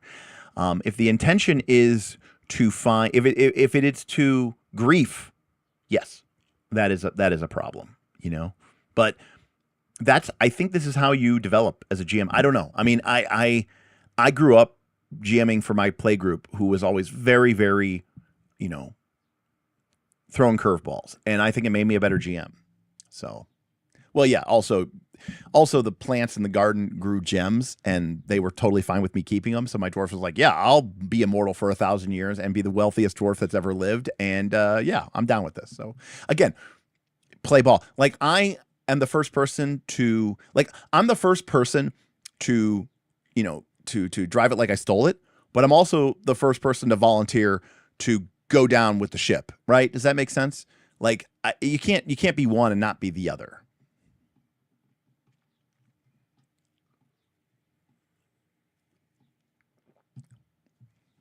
Gnomes were briefly not people, but they came back in Player's Handbook 2, and then they were people again. I actually liked 4th edition gnomes. It's one of the only instances where I like gnomes, although I played a lot of gnomes, weirdly, in Pathfinder 1. I thought they were, you know, they had good stats. Yeah, those were neat, Ryan. Those were really cool. Jess insists that she was fully immersed in her Oath character. Thank you very much. Is it okay for your DM to say that you are a newt now? Yes. As long as I get better, you know, as long as I get better, then that's fine. In fact, I welcome that. Well, that's what I'm there to do, Kermit. I'm there to push. Look, I'm not making any sort of excuse for my behavior. I can make GMs uncomfortable. Full stop. Because I will push you. And some people don't like being pushed. And I would say I shouldn't be a player for everybody, you know? And I freely admit that. Freely, you know. And by the way, I do the same thing as a GM, where I might put your character into a really tough situation. Especially, don't ever play a PBTA game with me. Don't ever play a PBTA game with me, because I will make you make like, if you roll a 6-, my God, what I will do to you.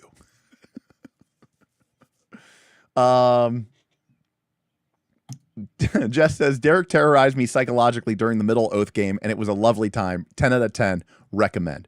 I like to think, though, that Jess, I don't know if you'd realize this or not, but Smith was a vital component of that, right? Because he kind of like egged you on a little bit, right? Like, he would, just when you would maybe start to trust me, like Smith would be like, "Are you really sure you should trust him?" Right? Like, he would. I don't think you okay, you know. Okay, good. I just want to make sure that you understand that there was a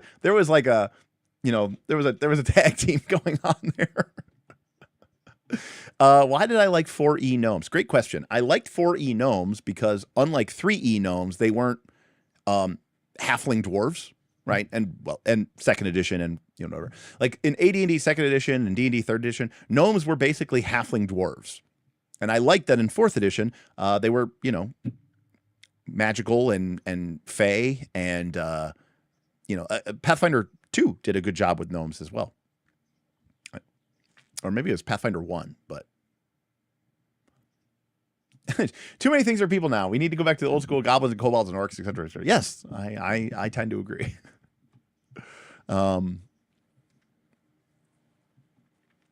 Yeah, I mean, GMs can make for bad players, and I will freely admit I prefer to be a GM, but it depends on the game, right?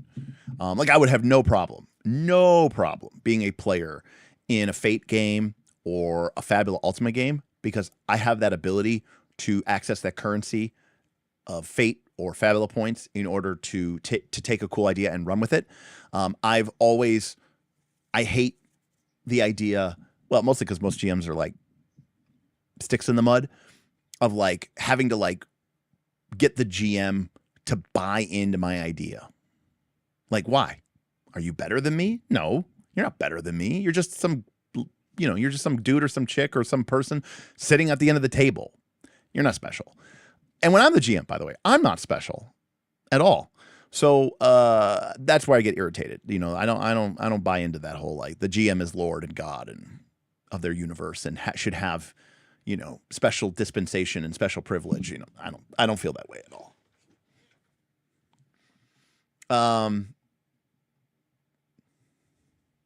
Jackal says, I'm excited for someone to fall to the shadow. I don't remember who it was, Jackal, but somebody said, they were talking about the One Ring, and they said something about like in the first thing they were like, I don't remember who it was. I don't know if it was one of our players or not. It might have been one of our players. It might have been Goblins and Androids. I don't remember who it says, but they were like, or maybe it was some random person who watched on YouTube. Anyways, they left a comment, but they were like, okay, Derek always talks about the way he plays, or like the way he runs games, but now I'm seeing it. Now I'm seeing it when he turned a hunter test into a do you gain a misdeed to the shadow? Like, like he's like, I never would have thought to do something like that, but Derek was like, can we turn an opportunity for hunting into a temptation of darkness?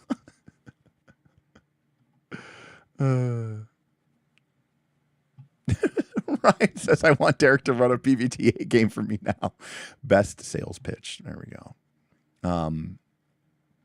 Yeah, I go pretty hard. Well, I follow the fiction. I mean, I follow my agenda, right? I follow my principles. I follow my agendas.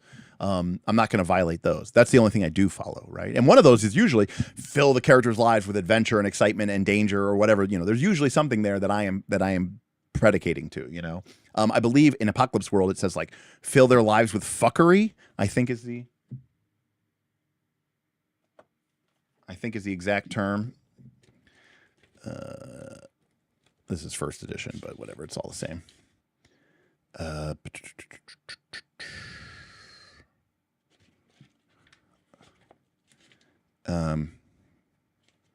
Well, number one is make the player characters' lives not boring. Barf forth apocalyptica. Look through crosshairs. Oh, respond with fuckery. That's the move that I was looking at. Respond with fuckery. That's kind of my go-to. And of course, this was my introduction to Apocalypse World. Was Apocalypse World. So this Monster Hearts and Dungeon World. So my PBTA brain is pretty like old school PBTA coded, I guess is what I would say there.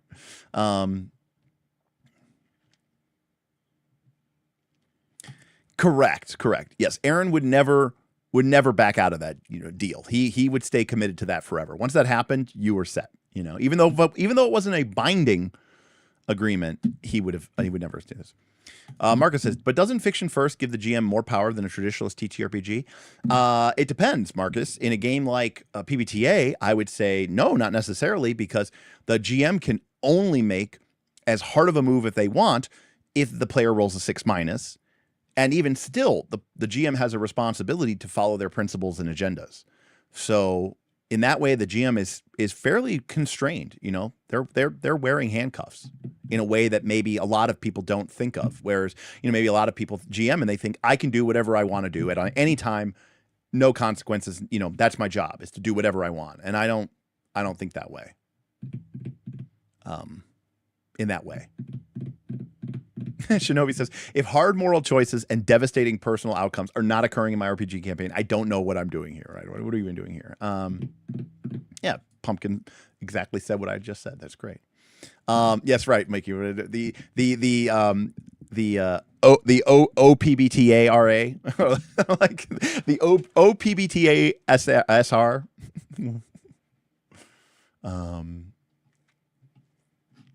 And again, like, you know, respond and make hard moves and don't go back. You know, the example I always give is, you know, the mouse guard example, where the player is with his brother, who's an NPC, are traveling to take medicine to a town that has been affected by a plague, a disease. Now, they don't know the town, right? But as mouse guard, their job is to, you know, travel overland and act as messengers and couriers through the dangerous, you know, the mouse territories.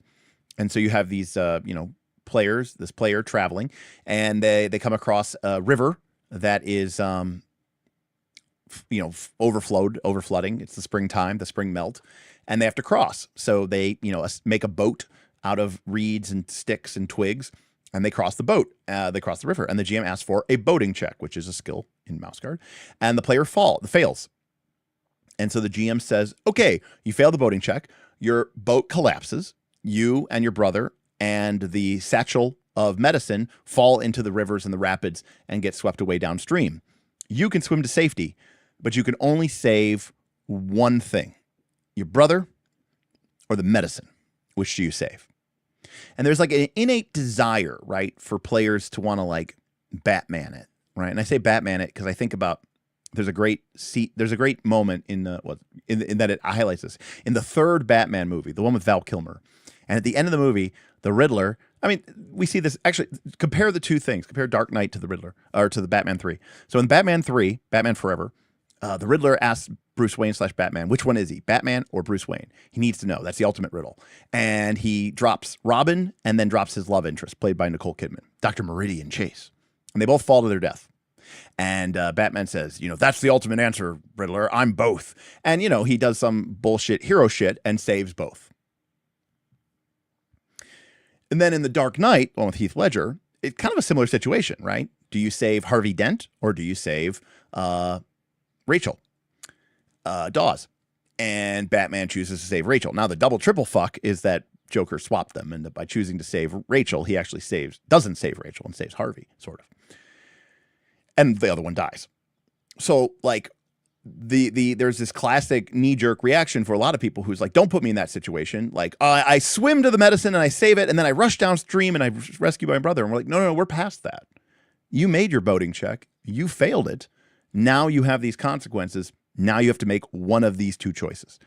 Your brother gets swept away downstream to an unknown fate, possible drowning, or the medicine gets swept away and you save your brother's life, someone you've known your whole life, who's very dear to you, but you condemn a bunch of strangers in a town you've never seen before, who maybe aren't that particularly nice, to their own fate. Which do you pick? And to me, that decision, that's role-playing, right? Having your mouse talk like this and make really cute little things, and I'm wearing a hat on stream and look at my dice that match my color on my character sheet, that's not role-playing, right? Role-playing is making that decision. And you're not making that decision to win. You're making that decision to both show us who your character is. And again, there's like two ways of thought, which is the immersionist way of thought is I should answer that question based off of what my character is. But I prefer to say, like, I don't want to know who my character is and then, you know, show the people by making correct choices. I want to learn who my character is by making the choice. And I, as a player, am going to make the choice that feels the most exciting and feral. And I'm not necessarily making it as an immersionist character. I'm making it as a screenwriter. I'm making it as an audience member, right? When I'm playing most RPGs, I am just as much a player as I am an audience member. It's like I'm watching the movie that we're making at the same time. And, I'm not sure which of these ones is, and as a player, I'm horrified. But as an audience member, I'm delighted by this choice because it's going to create some really intense, stakes. So anyways, I don't know how we got off on this topic, but the point is, PBTA is pretty hardcore. Right. A hard choice tells you about who your character is. You don't get character from easy choices.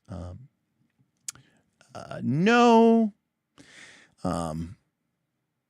I do very little prep, in that regard. You have your fronts, you have you make the moves that follow, but, I don't necessarily sit there and because here's the problem, Mickey. Once I think of a tough choice for the player, now I think instinctively, whether I want to admit it or not, I'm going to be biased, and I feel like I'm going to try to steer the outcome of the story to that choice, and I don't want to do that. So I want to remain we cannot help but be biased. There's some crazy people in my Patreon who said they're not biased. Even when they're making their player decision, yes, some people leverage their prep. I don't know that leveraging your prep, though, is intended to mean that you have already envisioned a hard choice that the players are going to inevitably have to make. Leverage your prep is you drew a map of the dungeon. Leverage your prep is you have the monster that lives in the dungeon written down as a collection of instincts and actions. Leverage your prep to me isn't think about what story beats you want to see and think about those choices in advance. That's my personal take on it. Everybody probably has a different belief structure on that, but I definitely do not try to, do that. But yeah, typically I just lean on tropes in media, man. I try to go for the most tropey thing that you could possibly imagine. And I try to come up with a horrible, bad, and again, they're not always horrible or just, I've given this example a million times, so I apologize to this, but we were playing a Dungeon World. Bob rolled low on a hack and slash. The orc he was fighting kicked him off of the cliff. He fell. He grabbed onto the cliff edge. This is all the 6- move, by the way. This is me as a GM move, and I'm saying you drop either your your shield or your backpack. Which do you drop? Now Bob would rather prefer that he dropped neither, but he rolled a 6-. He's got to make a tough choice. And Bob gets to decide, do I lose my shield while I'm in the middle of a combat? Or do I lose my backpack that has my 3 uses of adventuring gear or whatever you get in Dungeon World? I can't remember what it's called. I think it's called adventuring gear, and Bob chose to lose his backpack. But that was a choice. We're seeing about what Bob's character is. And even if it's not a big, huge character moment, later on, when Bob doesn't have access to those adventure kit uses, he'll know it's because he made a choice. And whenever you give people a choice, right, it's like the rule of the Matrix. If you're ever in doubt, the rule of the Matrix is that what the machines learned is that if they give the humans a choice, even at a subconscious level, that 99.9% of the test subjects accept the Matrix. So it's the same thing. If you just do a hard move and dick it into your players, they're going to be you're being, it feels like you're screwing me over. But if you give them bad choices, at least they feel like they have more control or say over it,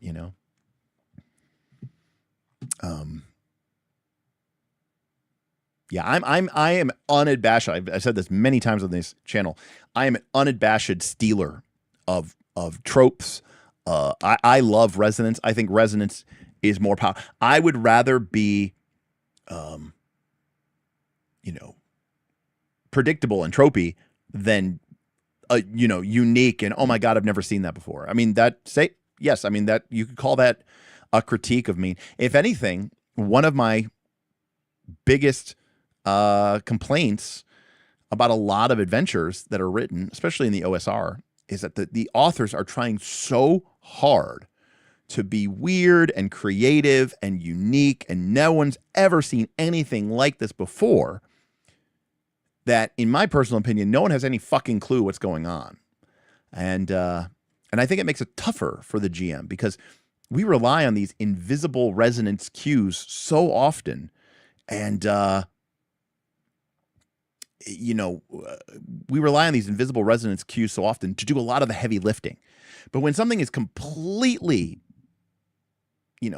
bucking tradition, bucking trends, you have to do all the lifting as the GM, right? You have to establish everything. You can't just say, well, it's like whatever. And everyone goes, oh, okay. Because when you can rely on those tropes.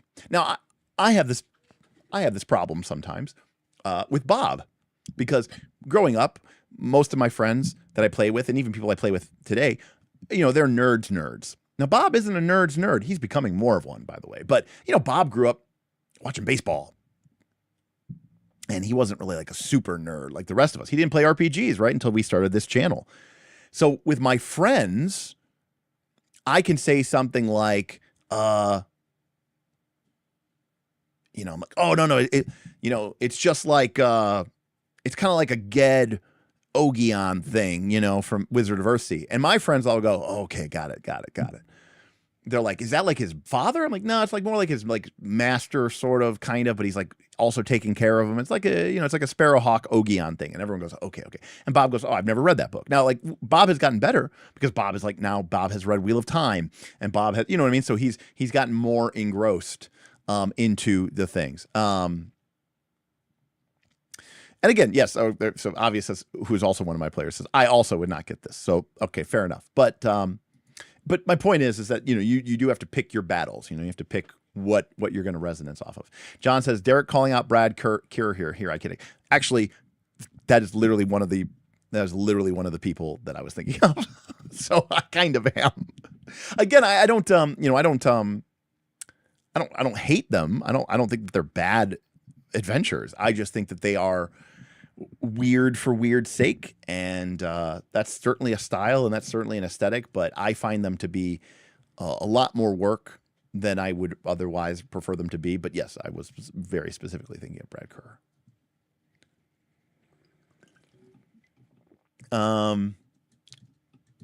Mickey says resonance greater than immersion.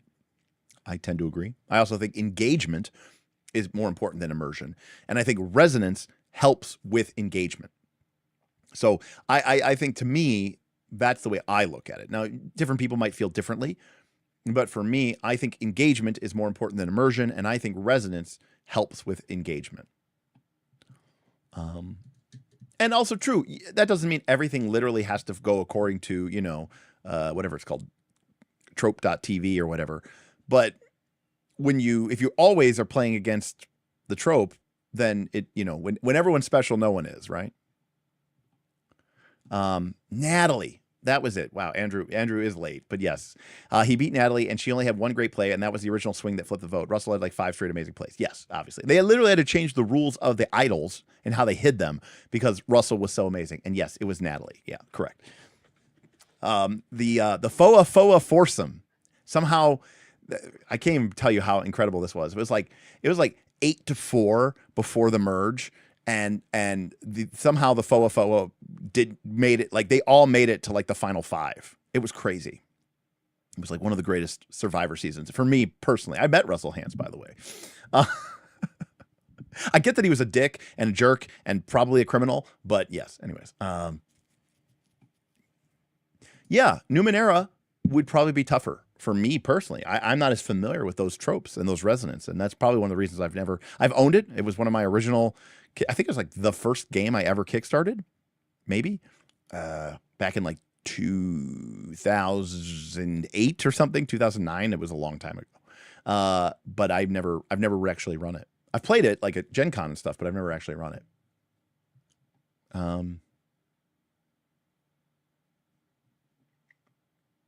Just read Wizards of Earthsea, or rather, listened to it on the way to Origins. Because yes, I actually just started rereading it last night.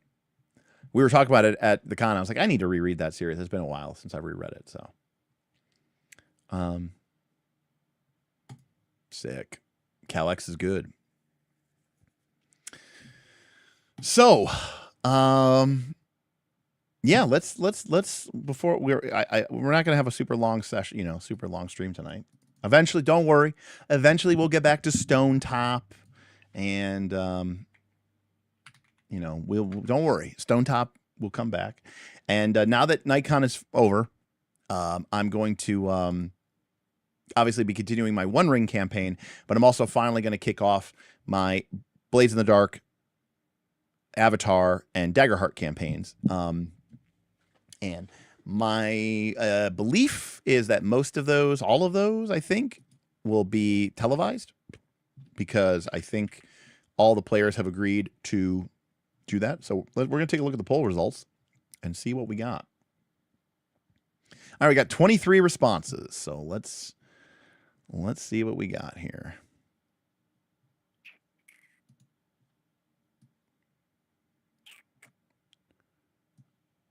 Right.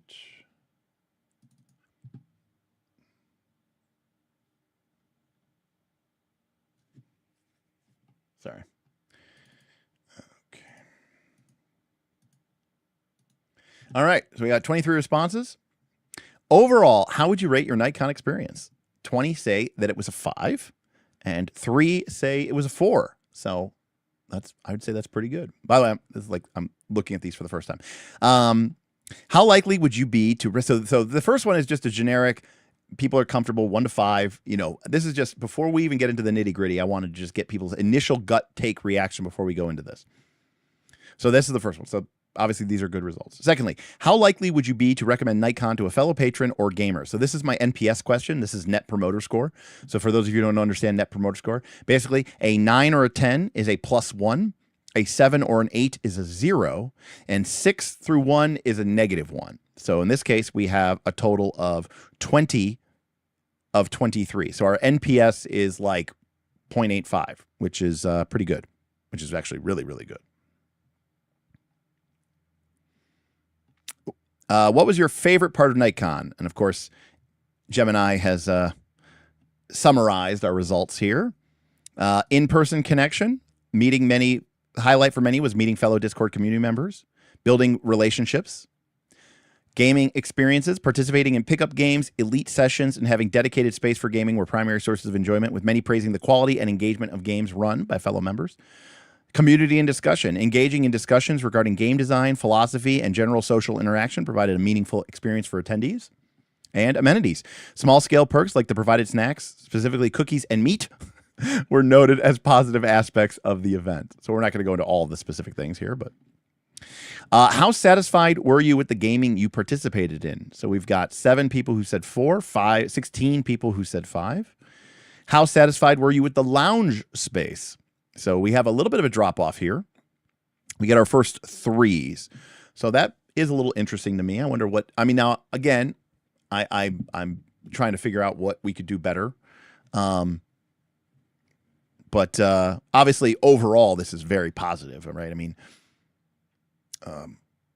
93% are 4s and 5s. But, this could be something that maybe there's something that we missed or something we could do better. What was the highlight? What game or event was the highlight of the convention for you? Game sessions. Attendees highlighted a diverse range of tabletop experiences with multiple mentions of Stone Top, Oath, Pulp Cthulhu, Daggerheart, Eat the Reich, Pirate Bane, and Avatar Legends as standout moments. The Meat Pile event was highly rated for fostering community connection, and guests appreciated the presence of notable contributors like Matt and Ross, as well as the chance to engage with fellow patrons.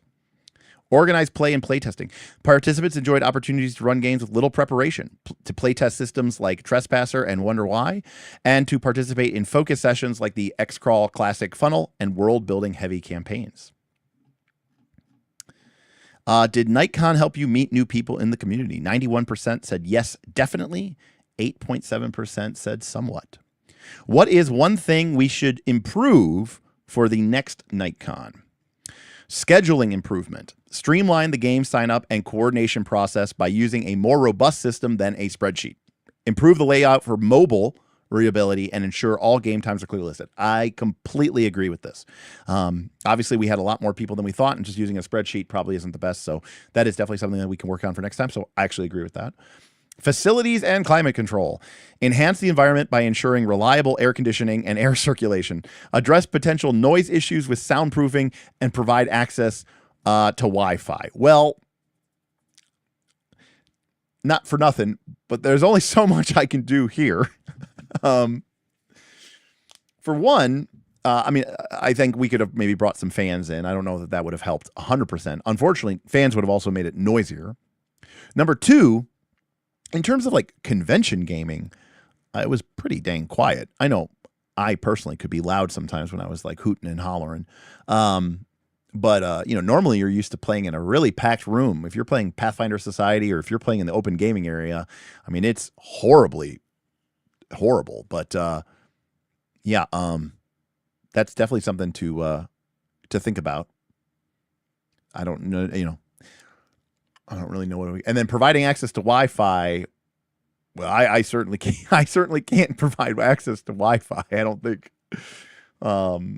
So that is something that, unfortunately, I don't know that there's a whole lot I can do here because that kind of relies on the facilities. So,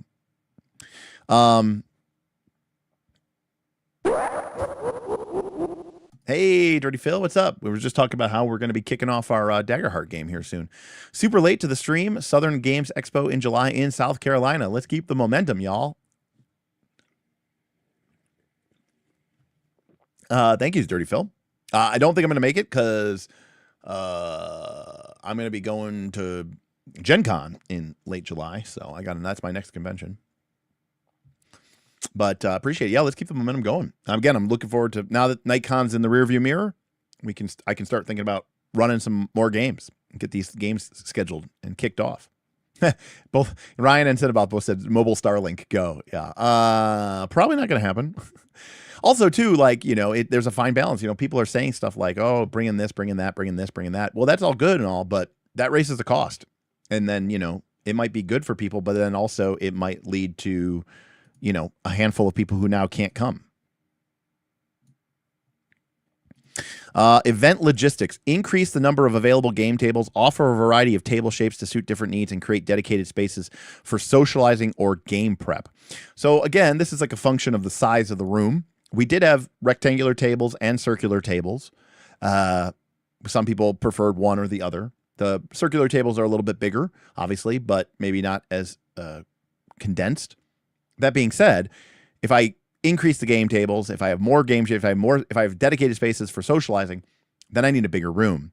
And if I have a bigger room, well, the cost goes from, $5,500 to $6,000 to maybe closer to $10,000. And then if I have 50 people come instead of 40, well, then the cost per person jumps to $200 per person. Again, I'm not saying that these are necessarily unsolvable problems. I'm just, being aware of that. Attendee experience. Improve clarity and communication through the use of highly visible name badges. That is interesting to me because we provided name tags and we provided label makers so that people could print out their names and put them onto their badges. So that one is a little, maybe I'll have to read into the actual specific. Visually conspicuous name badges with Discord name and preferred name. Well, I mean, we had those. I don't know. And establishing better methods for players to join games. So I think that gets back to like sort of the idea of scheduling improvement, which is reasonable. What is one thing we should absolutely not change? Lounge and atmosphere. Maintain the dedicated lounge space as a welcoming, low-pressure home base for hanging out, socializing, and impromptu gaming. Provisions. Continue to provide snacks, beverages, blankets, and hot drinks to keep the environment comfortable and convenient. Keep the convention hosted at Origins to leverage its benefits and ensure the space remains centrally located within the convention center. And community traditions. Retain established group activities and experiences, specifically the meat pile dinner and opportunities for patron-organized events that foster connection. Would you attend another KnightCon at Origins? 95% say definitely. One person says probably. Would you attend KnightCon if it was held as a standalone event? Because this is a big situation. At a certain point, I am paying a lot of money for what is essentially a room. And at a certain point, it might be far more cost effective for me to work with a hotel, say one near an airport, maybe in Las Vegas or somewhere else, and get a banquet situation, get a room block, get discount, like almost like I was setting up a wedding, basically. So there's this idea of, would we do KnightCon if it was, would we do KnightCon if there was no Origins? Now, again, a lot of people just used KnightCon, but it was nice leveraging KnightCon. It was Origins, right? You had all those other gamers. It added to the feel. You had that big room full of vendors, which was cool. If you wanted to play a different event, you could go and we didn't offer every game. If you wanted to go play some really cool space miniatures game, that was on a 20-foot by 20-foot board, we didn't have that. But we also are paying, $3,000+ for what is essentially a small conference room. And you're also paying an additional $75 or $100 for a badge just to go to Origins that you might not necessarily be making that much use of. So again, pros and cons. Kendall says, that was me with the name badges. The label maker names could just be tough to read. To be fair, there wasn't a lot I could complain about. All right, fair enough, Kendall. I mean, Kendall, maybe next year we do, one of the reasons I did that, Kendall, I thought about printing out people's names with their Discord name, but I didn't know how comfortable people would be with that. Some people might not want to share their real name, right? And if someone just wants to be, KC, or if somebody just wants to be White Wizard Ultimate, if they don't want their real name to be shared, I didn't want to presume. So that was the reason why I went with the label maker and the dry erase. I figured it gave people the freedom to do whatever they want to do. But your commentary is noted. So would you attend another KnightCon if it was held as a standalone event? 56% say definitely, but it jumps to 40% probably and 4% maybe. So again, you can see the difference between these two. Not to say that that's not a deal breaker, but it's definitely not as, locked in. Thanks to generous support, we were able to keep the cost at $50. Would you still attend if the costs were higher, say $100? 70% say definitely, 13% say maybe, and 17% say maybe. So there you go. So this is an indication. Now, again, I'm not saying the cost will go up, but realize that the only reason the cost was this affordable was because we had several people who paid way more than their fair share, because of sponsors like Mad Dragon, because of folks like Tigger and the site, and Erica and GM Scott and stuff like that. People who donated hundreds, even thousands of dollars to keep it, cost. And again, I showed my patrons, right, my full cost ledger, what I spent, what I accumulated. And again, I think I ended up, luckily, I made maybe $300-400 off the whole weekend. So, and then of course, but by the time you subtract my fuel costs, my hotel costs, all that, I mean, stuff that everybody else had to pay too, but theoretically I'm working, I guess. But anyways, by the time you subtract all that, obviously I was negative. But was there a fellow knight that you would like to shout out? Boothby, Ryan, GM Setso, Pulf, Tigger, Darth Gorlock, Clobster, and Captain Snookums received praise for running high-quality games, managing event logistics, and providing technical expertise during sessions. Tigger, Bob, Derek, Aaron, and Rose were recognized for being welcoming, patient, and helpful, notably assisting with room operations and equipment repairs. Personal contributions and refreshments. Boothby was widely acknowledged for going above and beyond by providing cookies, snacks, and coffee, while Tigger was thanked for assisting with personal needs like errands. General community appreciation. Many attendees highlighted the positive, inclusive, and generous nature of the Knight Nation community, specifically noting the willingness to engage in open discussions and maintain a welcoming environment. All right. And then we just had people who put their names in there if they wanted to as an optional, so I could, connect to it. But so there you go.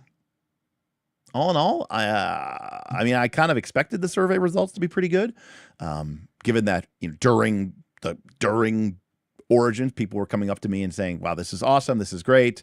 Even again, the backhanded compliment, like, "This is way better than I expected." Like, what did you expect? But all hail the Cookie Lord for sure. Yeah, Boothby went above and beyond for sure. Thank you, Boothby. Boothby, I just realized I don't think you ever got your journal. I don't think you got your journal. I think you were so busy, and I think you were always running games. I never had an opportunity to come over and give you your journal. So I think I don't think I gave you your journal. I think I gave it to everybody else. I don't think I gave it to you. The one probably was you. Oh, okay. Just because, yeah, okay. Fair enough. Well, again, one of the things I'm going to get, it's going to be kind of difficult because of the whole origin situation. With them having a block, but I would love to maybe reach out to a hotel and see if I could get a block, you know, and get a discount rate somehow. I'm sure they won't because of the nature of origins, but you never know. Maybe I can lie to them and say that I'm there for a wedding or something, or a separate event. I don't have to tell them. You know, I'll just say it's like, I'm like, oh yeah, it's a video game meetup con, you know. Well, I know we had at least one person come in an RV. So there was that. Yeah, it's a corporate retreat, obvious. Knights of Last Call LLC.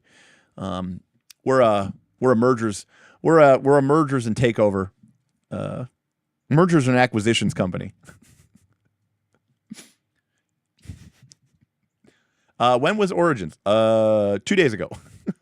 3 days ago.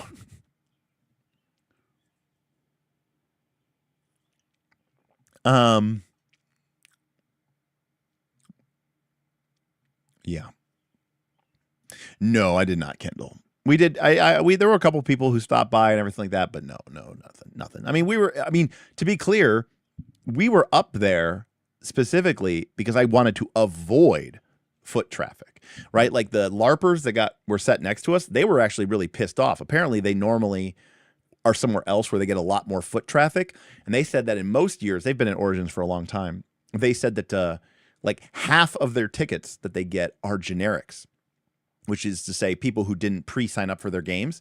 They said this year they got like 6 generic tickets because nobody found them, like just wandering by and being like, oh, what's this? Oh, people with LARP. Oh, there's a cool thing here and costume and stuff. Whereas I specifically was totally fine. In fact, I told when I was originally booking our location and I was working with April Hill over at Gamma, I said, well, the nice thing is, it was like, can you give me, I'm fine taking a room that maybe nobody else wants because it's kind of not in a great foot traffic way because I'm not there to engage with the public. I'm there to sort of be an exclusive clubhouse and gatekeep. So I would be fine, you know, and I think that's how we ended up with the slightly larger room at the end, so to speak, of the hall up there at the B hall, because we were, you know, willing to be kind of tucked away out of the way. Right. But I don't know that they were struggling, but I mean, I don't know. I mean, I guess I'm willing to bet if they were counting on those emissions, you know, whatever. But, I don't know. Hard to say. They were nice people. I talked to them a couple times, and then I was talking with them on the last day mostly. So, yeah, I gave everybody who, you know, sponsored the event one, basically. I mean, and you easily sponsored the event with your cookies, so that's why you also didn't pay for your badge. Okay, so that person definitely is not joining then.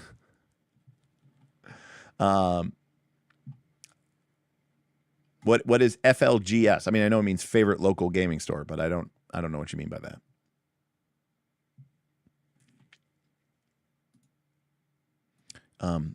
I mean, if you mean, did I stop anywhere or do anything? No, I only went to the booth.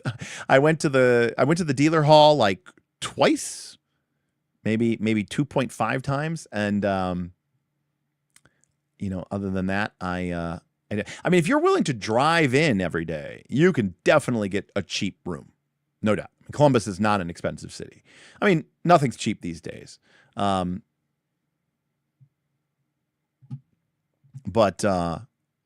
in terms of like up, you know, next to the convention, yeah. Sorry, friendly. Favorite, whatever. Favorite, friendly, whatever. But you're right, it's friendly. But anyways, I don't know necessarily what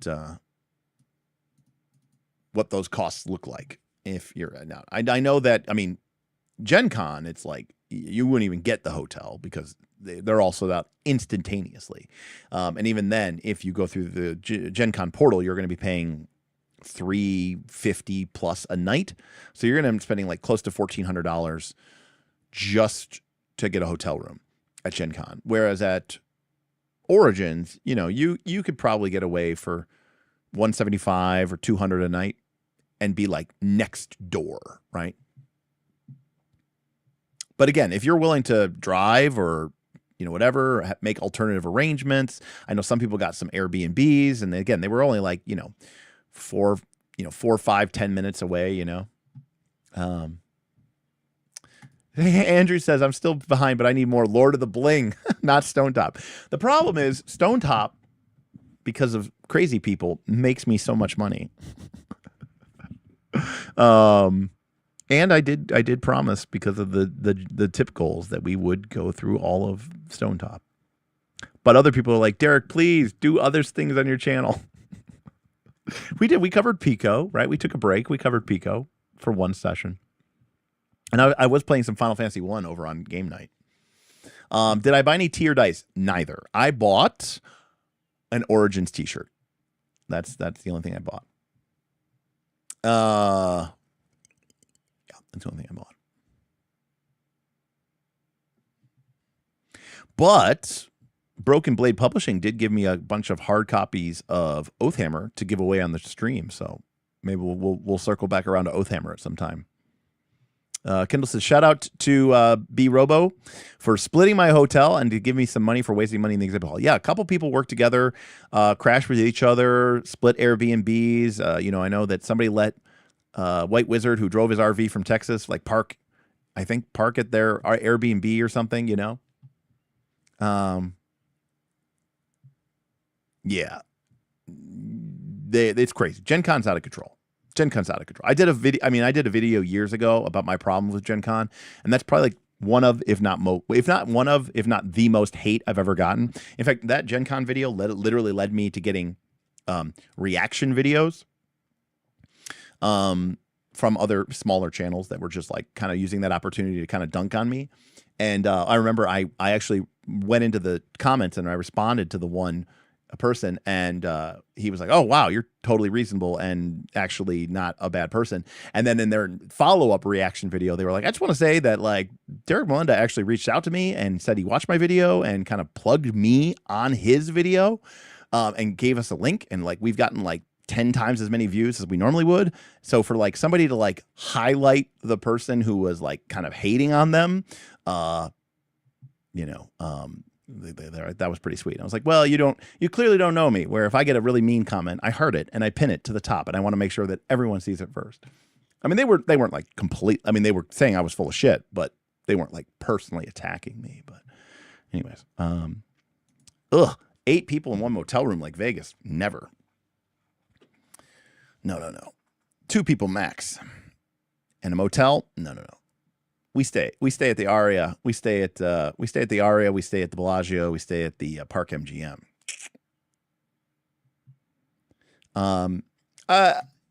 Gen Con for me is completely tradition as well. And the problem is, Logan, exactly what you just said. I used to go with my friends. It was a tradition.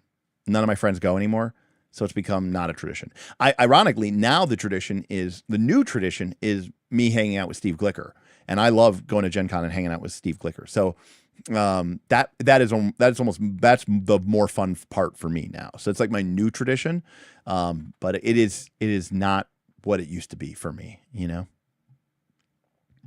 Edward says, I need Stone Top. I just ran session 1 with 2 patrons yesterday. Hardcore. I am strong.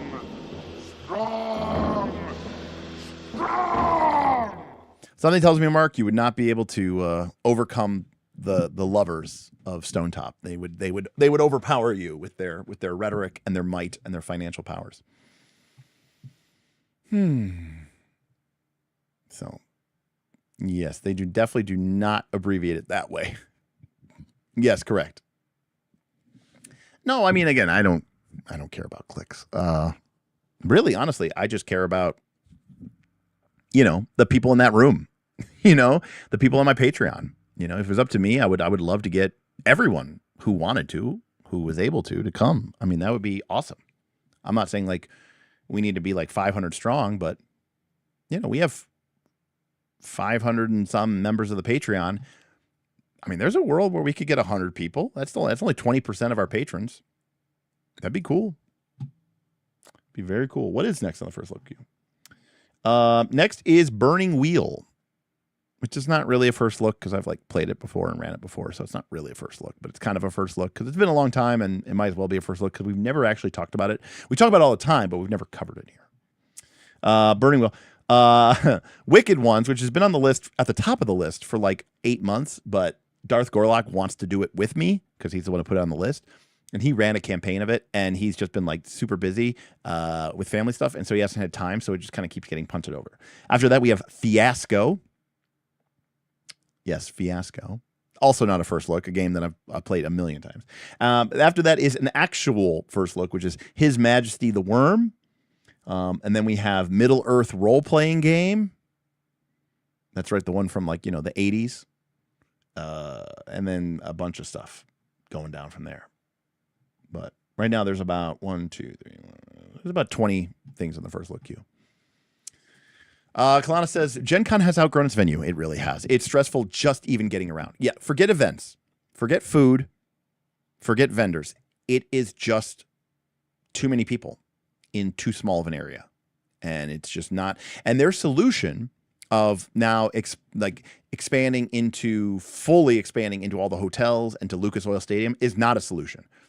Because now you're looking at like a 20 to 30 minute, fast walk just to get from one part of the convention to another one. And it's just like, it's stressful. And by the way, it's like, that's assuming you don't quote unquote hit traffic. It's just not great.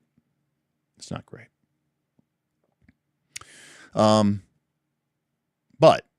it is quote unquote the greatest 4 days in gaming, which, hey, what's up? It's my buddy Rich. I was last at Gen Con in 2005 with you. It was pretty easy go. Yeah, it was great. I mean, so Rich is one of my good old friends, one of the people who used to come with us every year to these conventions. And it was maybe 35,000 people at Gen Con. It was totally manageable. We could get into a hotel within a couple of blocks, maybe not, oftentimes connected to the convention center, but, even if we were 1 or 2 or 3 blocks away, it was not the end of the world. It's Indianapolis in the summertime. Unless it was raining, it was not an issue. And it was great. It was easy. It was fun. We'd all go down there. We'd have a great time, have a blast. And I loved it. I loved the hell out of it. I love those guys, and I love that time of my life. And, without them, so part of it is that it's gotten really popular, and I'm being, a hipster about it. But also part of it is that it has gotten really popular, and I do think the quality has gone down because there's just too many people. But then there's also just, I don't go with my friends anymore, and that part of my life is over, and, it's a little sad. And so that part does make me kind of not enjoy it as much as I used to. And so a big part of the reason for KnightCon being so important to me and so fun for me was because it gave me back some of that connection. It gave me back some of that community.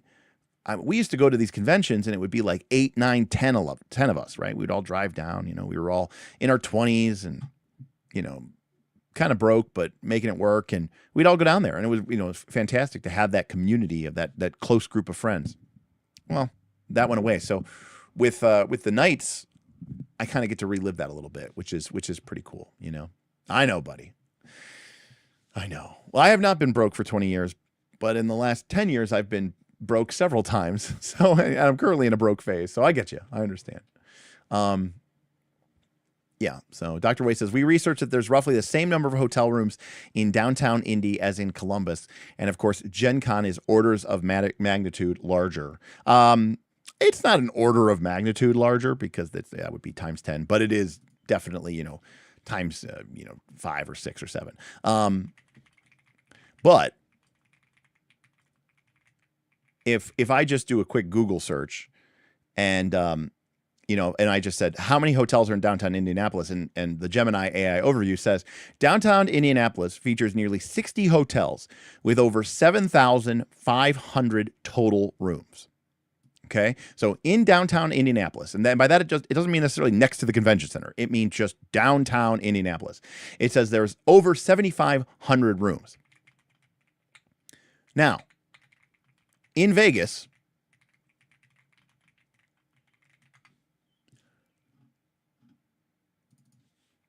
in Vegas, there is 4,000 hotel rooms just at Caesar's Palace alone.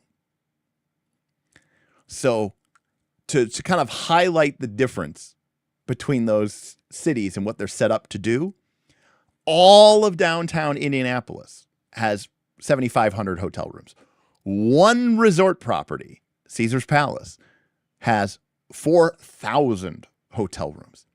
Gen Con could go to Vegas and it would be like a rounding error. Like you wouldn't even like know that they're there, basically. It's like, it's just nothing to them.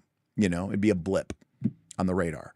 So yeah, I mean, yes, Derek does like Las Vegas, but also it's like, if you're going to have a convention with 100,000 people, you can't be in a small micro Midwest city in the middle of nowhere and expect it to be able to fulfill those obligations. Right. So,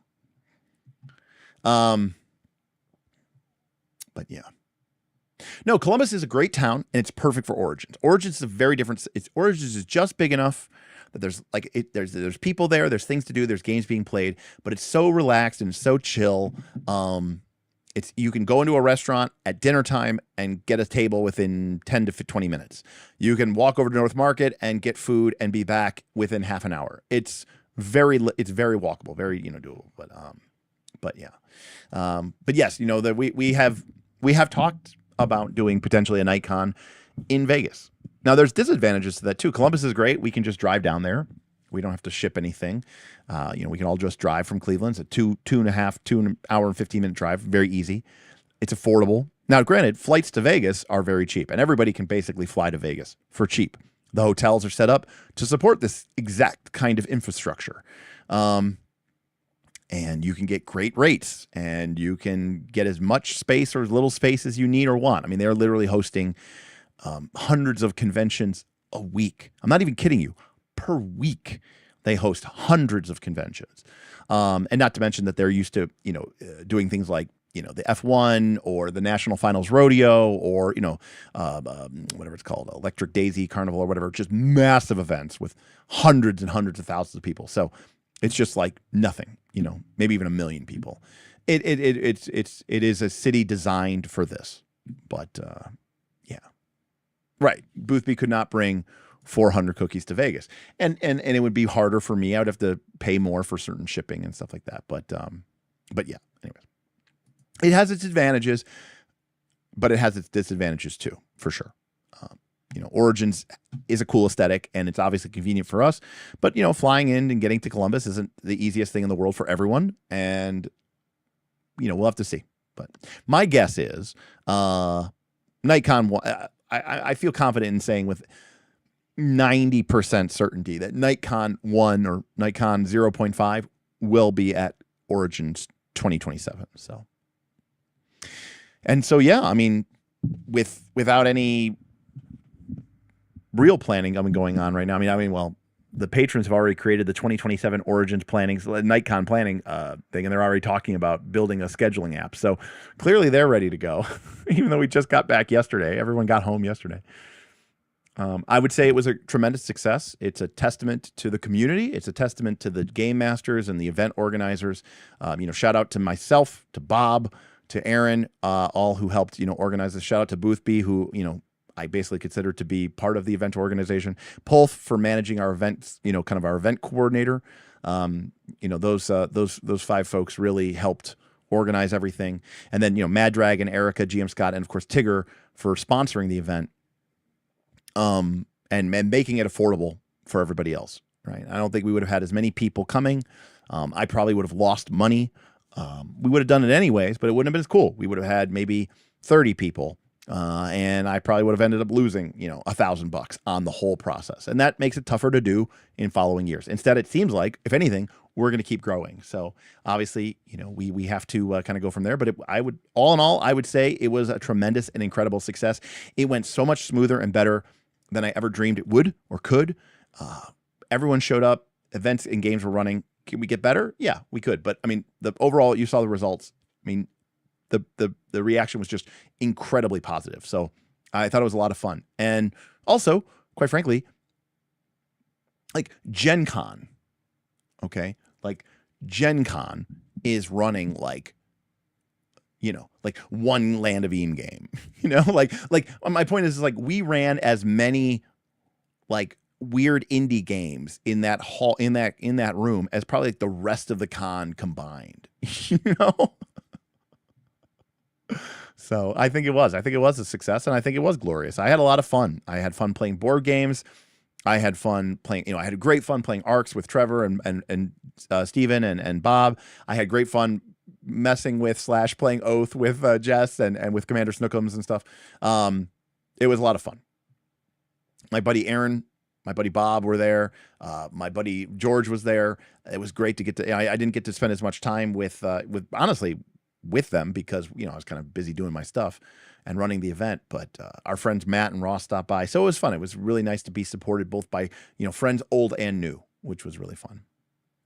Right, exactly. How many games of Trespasser are going to be at Gen Con? I bet it's less than 2. Correct. I also agree.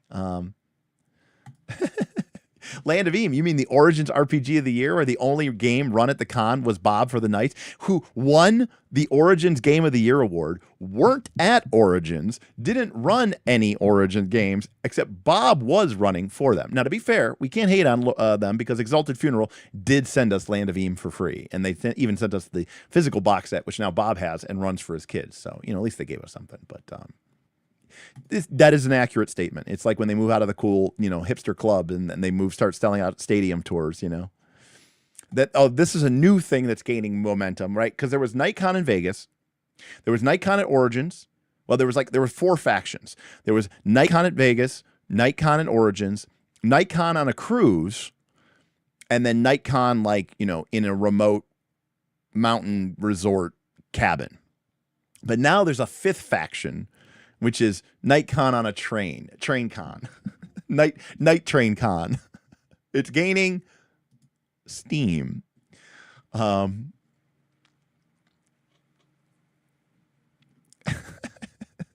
people are talking about taking the Empire Builder and wanting to take it across, you know, it seems like a logistical nightmare, and oh my God, it's just incredibly painful. Train Con isn't NightCon. Okay, fair enough. It would be Train Con. It's your dream. It's Just Con. Okay. I told Roll for Combat he needs to do it and just call it Roll for Con. I thought that was great. Right. If you lose, you get thrown off the fan. No ticket.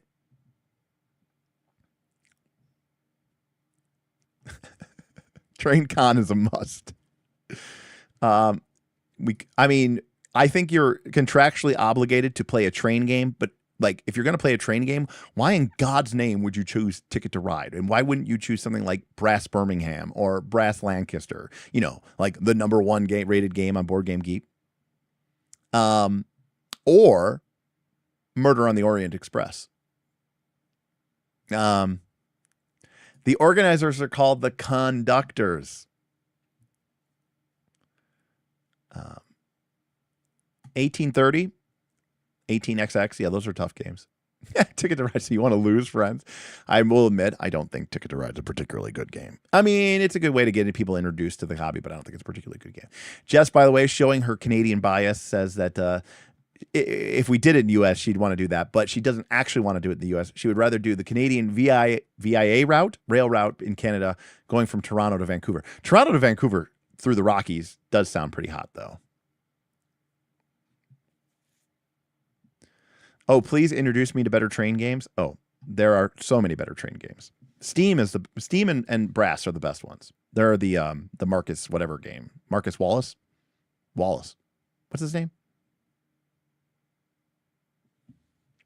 I can't remember his name. Am I excited for Spider-Man Brand New Day? No. I don't even think I've seen the trailer. I've kind of given up on Marvel, and I don't know. I mean, I feel like Tom Holland's kind of played out. I don't know. I don't really care about Spider-Man and his character anymore. I thought the last movie was like nostalgia bait, and it was great, and it was awesome to like, oh, look, they're doing the Spider-Man meme, and it was, it was cool, and like it was, it was fun. But Tobey Maguire was great, but those characters are just, I don't know. We'll see. we'll see. I don't know. Marvel doesn't move me like it used to.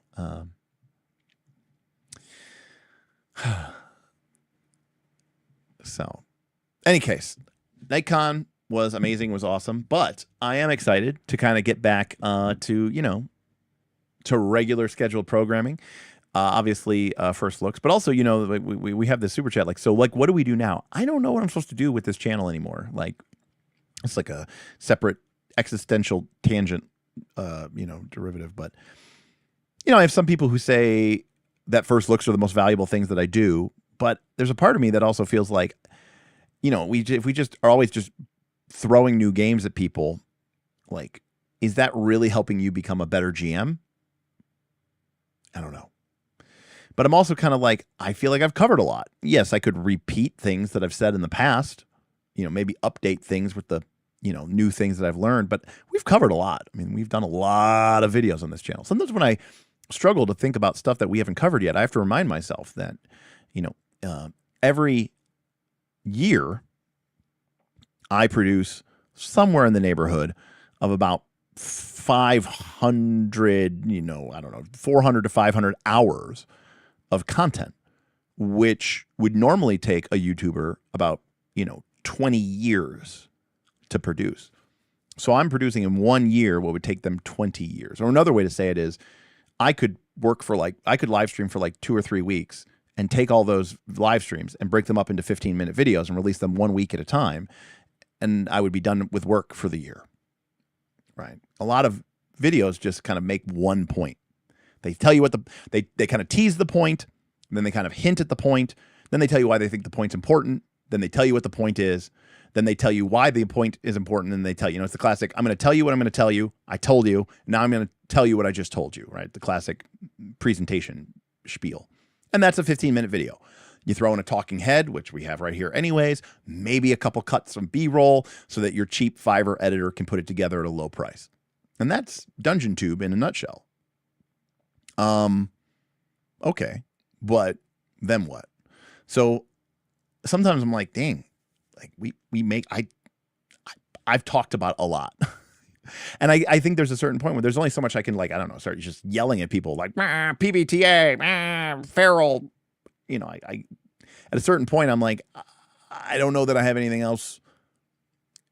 I don't know how else to help people. So that's what I'm trying to figure out. Like, what do I do? And we know, like, a lot of people have said, and also too, as we've grown, right, our factions, we've developed more and more factions. So, like, there were a lot of people. I just had somebody quit the Patreon because they said, I joined last year for Daggerheart and it never materialized. And it's like, well, we were never going to be a Daggerheart channel.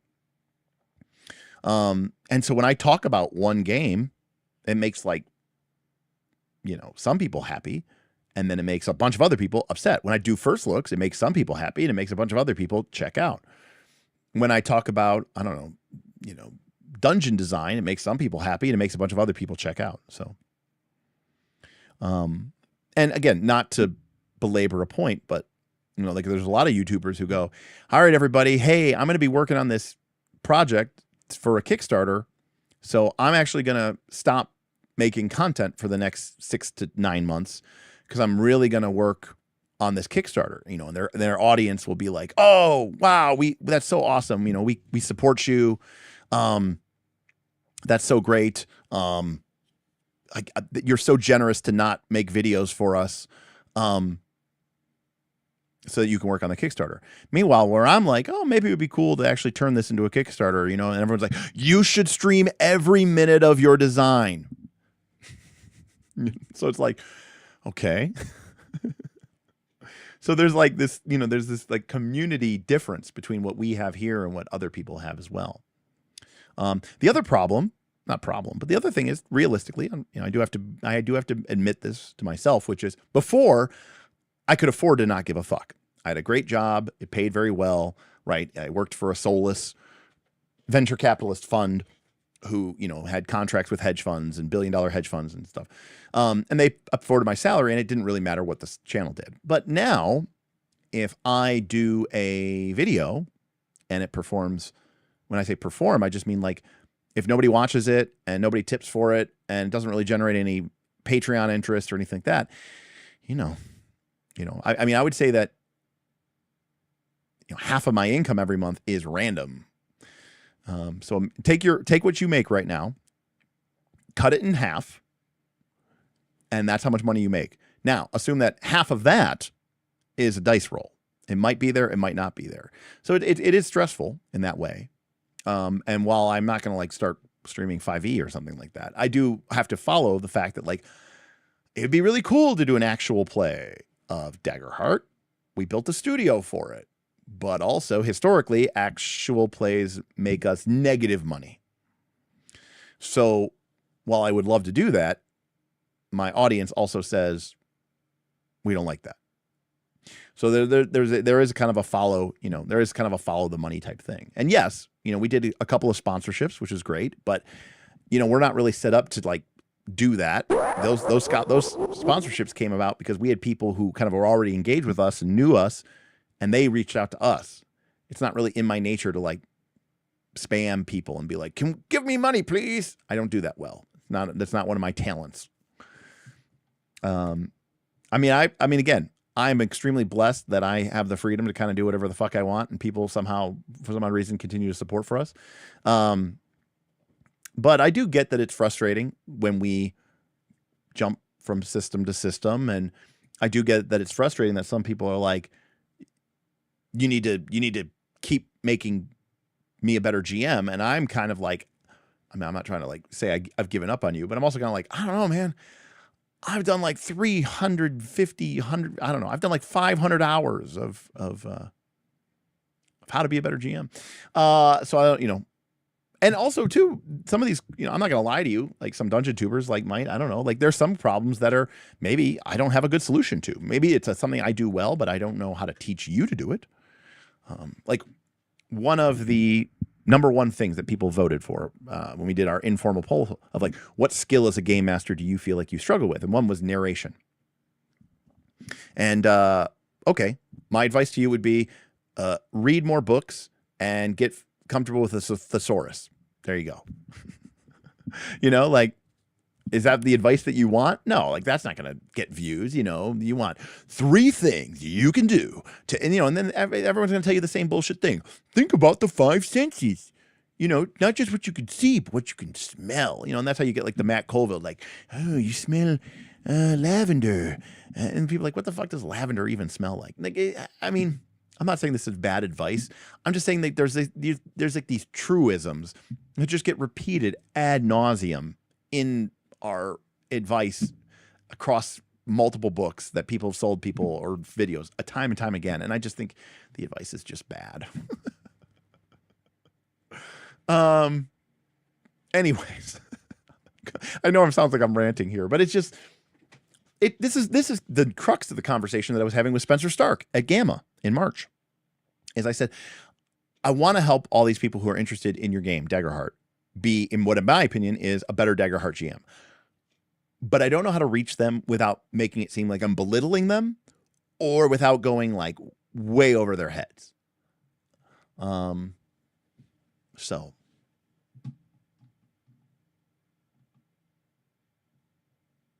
could you do some sort of Kickstarter type drive for Daggerheart actual play? Might be better to get the cash up front and then you much. Now, Kendall, that's not terribly terrible idea. That being said, Kendall, you know, Kickstarter does take their money. And I don't know what that would be. And I don't know who would actually pay for that. And to be completely transparent with you, Kendall, it's kind of saltily. I wanted Darrington Press to do that. They indicated that they were interested in doing that. You know, and they had the money for that. So they should do that. But they don't, and they haven't. So we haven't, you know. I'll sponsor Daggerheart actual play. I mean, you know, hey. Garblag. I mean, it's not like you have a vested interest in selling Daggerheart dice, right?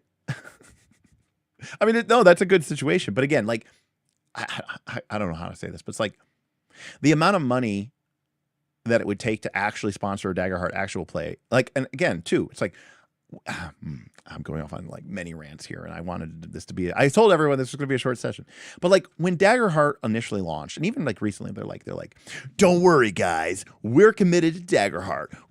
It's not just us; it's some of our close friends. We're going to be kicking off a lot of Daggerheart." And then what was it? It was like two of their like friend actual plays that are also filled with like LA wannabe actors. Got probably paid $30,000 to do what? A 3-shot? Critical Role did like what? What was Age of Umbra? A 5-shot? 6-shot or something? I mean, that's not a game. That's not a campaign. I don't know. Like, if I'm going to show something, it's like, show something. It's got to be at least 6 or 12. I mean, like, I don't know. And then that gets expensive because it's expensive already. But then, when I'm bringing people in and I'd like to pay them, that's one of the other reasons that actual plays are more expensive is because I have to split the cost. Or I have to split the revenue, I should say. Marcus, you said, I'm watching the Shadow Deep videos and it's so awesome. I don't know why it shouldn't be made. Because Derek would have to make it, and Derek is not particularly good at making things.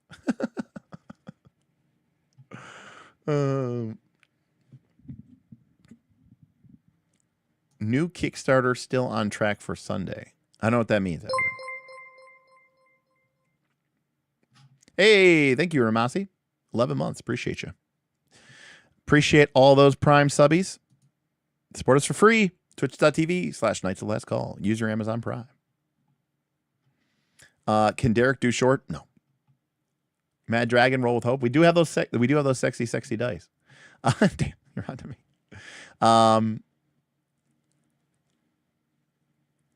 So, I mean, the other thing too, King in Yellow, is like this gets into that like Dolmenwood thing where I was talking about like describing alders, right? And like if I was talking to, I'm going to assume most people, and I described a stand of poplar trees or alder trees, what are you envisioning? Do you know what a poplar tree looks like? Do you know what kind of tree a poplar is? So why call it a poplar tree? And this is like the sort of deep philosophical existential musings that we do all the time here. But I'm kind of like, there's a certain point where I'm like, describing this stuff isn't even that helpful.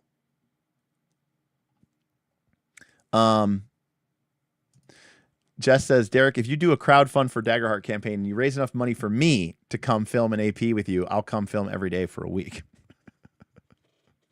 Well, there you go. There's that. Oh, that's the other thing too, is like, a lot of our stuff, we like to do live. That makes it 10 times harder as well. Now, Roll for Combat has what I consider to be the best advice you could ever give, right? Like I'm going to make like a 200-page book. It's going to be called Derek's Guide to Game Mastery, or like Derek's Guide to Mastering Game Mastery. And you open it up, and inside it will just say, be better. Kendall tipped $25. Consider this the first official Daggerheart actual play pledge. Or just use it for the doggo. Well, the doggo will probably definitely have to take most of this money. I appreciate you, Kendall. Well, the good news is we will be, in theory, doing a actual play. So we'll see how that does, We'll see how that actually does. But yeah. But in terms of like actually getting it, like again, it would be nice to be able to to have that money up in advance. I mean, I don't know. I've never thought about doing. I don't know. I feel like doing. Isn't that what that show did? That the Questers, Starting Quest, one-shot Questers. Isn't that what they did? They did a Kickstarter for their show. Isn't that how that worked? Now, granted, the good news is I already have $100,000 of audiovisual equipment and cameras here.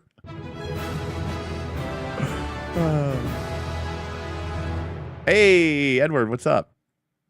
Edward tipped $5. I was talking to Garbalag Games. He just received the Heroic Deeds physical books and is preparing to launch his next Kickstarter very soon. #Stone Year. Oh, yeah. Actually, speaking of people who are going to be throwing a little money at me, I'm actually going to be working with Garblag to do some of their to do a dungeon for their new Heroic Deeds Kickstarter. I don't know if that's official. Sorry, Garblag, if I spoiled that, but I will be. I mean, I think you mentioned it in a live stream once, so I mean, I assume that's fine. But yeah, so the Garblag is Heroic Deeds is okay in my book. I mean, obviously, it took our community by storm and became one of our 5 questions, our 5 essential questions, because the Heroic Deed diegetic growth is just so amazing. Just trying to see here. Shadow Deep Kickstarter seems like a no-brainer. What I've learned from spending time with Mark and Steven from Roll for Combat is that Kickstarters are never easy, and they are far more work and harder than you could ever possibly dream or imagine, especially when the person making them is me. Whereas Lugs has pronounced Daggerheart is dead. Now, I still think it's a little bit too early to do that. Hope and Fear is just now coming out-ish, soon-ish. We'll see. We'll see where it ends up. Did Critical Role start their new Age of Umbra series yet? I literally don't. I should know that, but I don't know that. But I agree. 3 sessions, barely a session 0. Agreed. Yeah. Woodland says there are a lot of actual plays that have started up, but they very rarely do they get any views. Even Darrington Press's own channel has actual plays of Daggerheart, and they get maybe 1K views. And that's just, I mean, that's just brutal economics. I mean, it's hard to justify anybody sponsoring anything when those are the economics of the situation, unfortunately. Yeah. Correct. The Dolmenwood problem.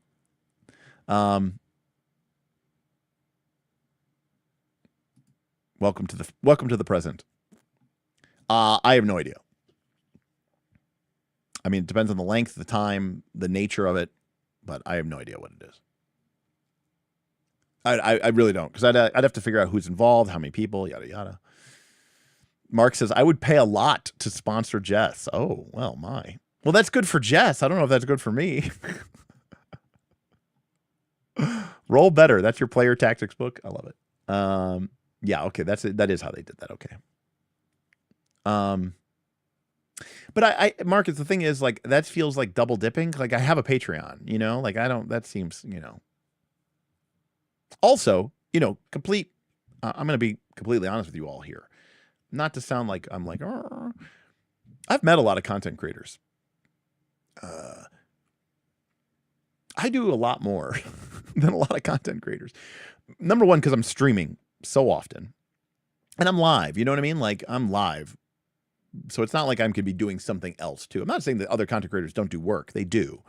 But, you know, it's very off the clock work. But also, I spend an inordinate amount of my time on my own Discord, talking and building time with my community. I am the #1 ranked person in my community. And again, I don't want to like pat myself on the back too hard here. But if you've been a member of some of these other communities, then you know that it's very rare for the content creator to actually be actively highly involved. There's a couple I could think of. Evan from Nimble is very engaged. Again, I'm not saying these are the only people. They're just the people I know. Evan is very engaged. Emmanuel Galetto from Fabula Ultima is very engaged.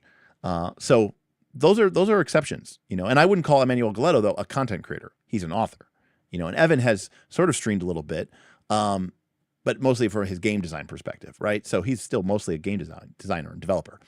So I'm not just talking about my game on my Discord, right? Like those people are talking about their game on their Discord, which is about their game. I'm talking to people about their baking recipes. I'm talking to people about their workout plan. I'm talking to people about, you know, whatever crazy dumpster fire it is. We're going into game design. We're picking apart someone's ideas. I'm looking at playtest documents. I'm just shooting the general shit. You know what I mean? Like, I'm a member of this community. I spend a lot of time on there. All is to say, I'm already spending a lot of time every week between streaming and preparing events and now running games for patron members and just communicating and talking and being a part of the community. So, yeah. Correct. A Derek adventure location for deeper dungeons. It'd be awesome. I would convert my mega dungeon to an OSR system, but I really dislike Shadow Dark, and all the others seem dead. Critical Role is doing Age of Umbra in a couple of weeks. Do a state of the industry stream after Jungon? Happy to. Happy to do it. 5 weeks. 5 weeks away already. Jesus. Yeah, non-5e actual plays get no views at all, right? I mean, because like there's like 10 actual plays that get like views, right? Like Critical Role, Dimension 20, Legends of Advantris, maybe a couple more, Glass Cannon, like, and then anything outside of that goes to zero. And even Critical Role, when they do not 5e, it goes to zero. Correct. Very niche. Very, very niche. That's true. But MCDM, he's a business person. He's coming to this, I don't know, from a very different perspective than me, I suppose.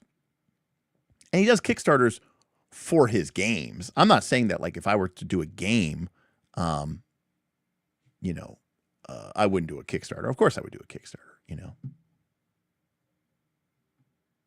I mean, hey, Twilight 2K is cool. Not my cup of tea. Far too many Russian guns for my liking, but I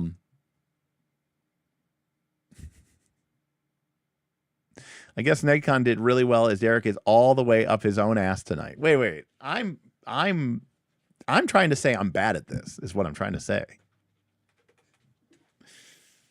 Oh, I didn't know that. I didn't know the first Kickstarter he did was for an actual play. I didn't know that. Oh, interesting. Right. But let's also break that down, right? I'm assuming the reason that his actual play generated that amount of money is because he had already established himself through his, what was it called? Making the Game or whatever it was called, which was advice for 5e people. And he had built up a huge audience, right? Well, we unofficially call it Nightheart, but yes. What's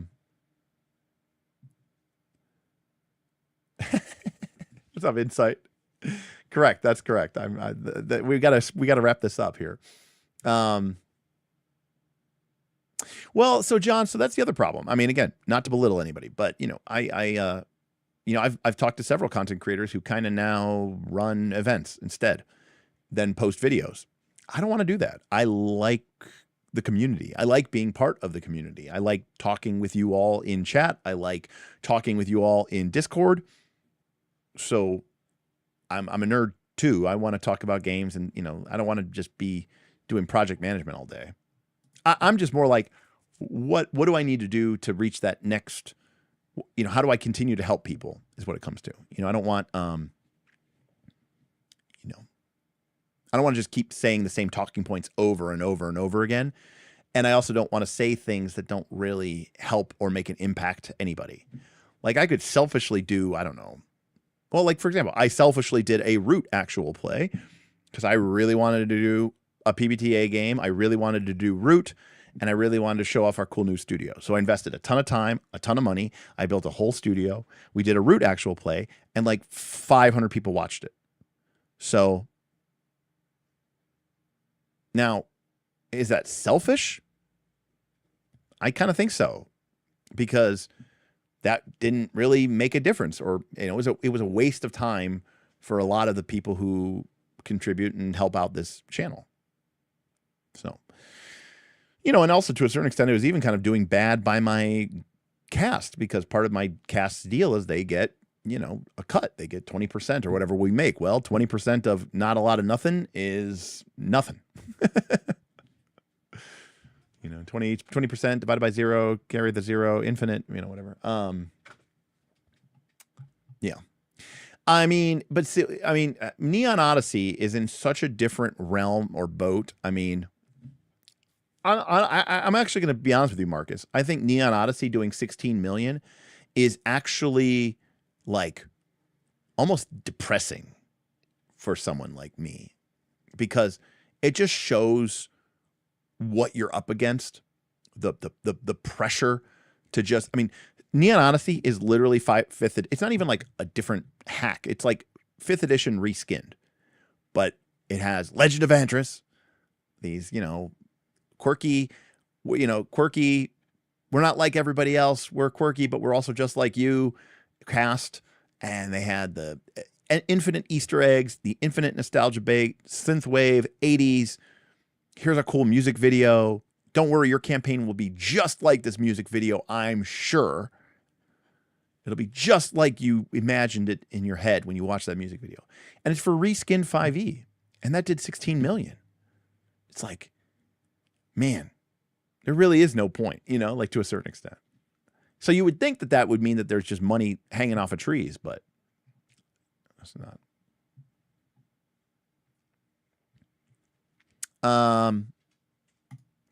Roll for Combat says, you need to do that Kickstarter we were talking about. We talk about so much. I don't know what Kickstarter we're talking about. Wrapping up mentioned at 257 in the VOD. Yeah, well, times are tough. Well, here's the thing, Osily. Yeah, 500 is great for Root. Agreed.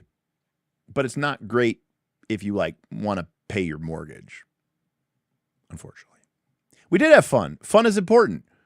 But again, not if you want to pay your mortgage. So, for me, it's about how do I give value to my community and not sell out and somehow, make by. I'm not trying to be rich. I just want to, do well. And hey, if I can pay my friends some money to be on the show with me and they can make some money too, that'd be cool.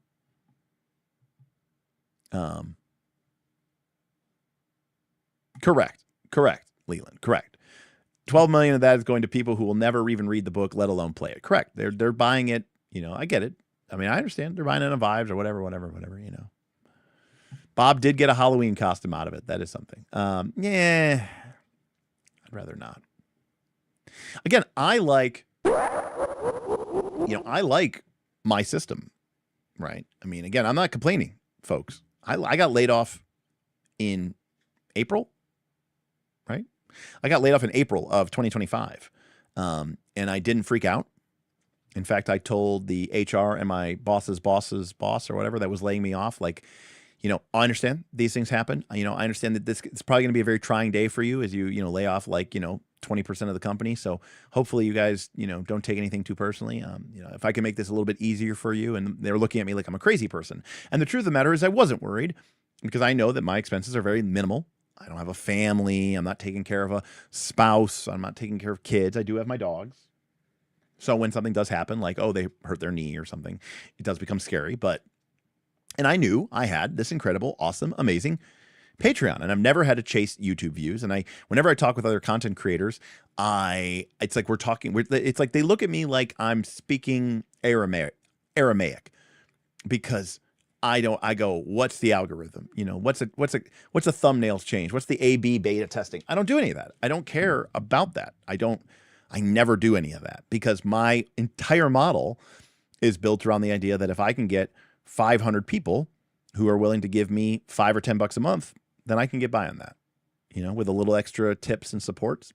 I get a couple $100 from YouTube, from views, and we call it a day. And we pay my medical insurance with the Twitch Prime. Now, could my Patreon go from 500 people to 1,000 people? Maybe. I don't know how I do that. There's nothing I've ever done. When people say, well, your Patreon used to clearly be smaller. Now it's 500. What did you do to do that? I go, I don't know. I couldn't tell you. I have no idea. I just rant into the void. And eventually I find someone who listens. Yeah. Good luck with your layoffs. I hope your firings go really well. That was literally the vibes I gave them. And they were so off put by that. They didn't even know what to, they were so flabbergasted that was my response. It was, crazy.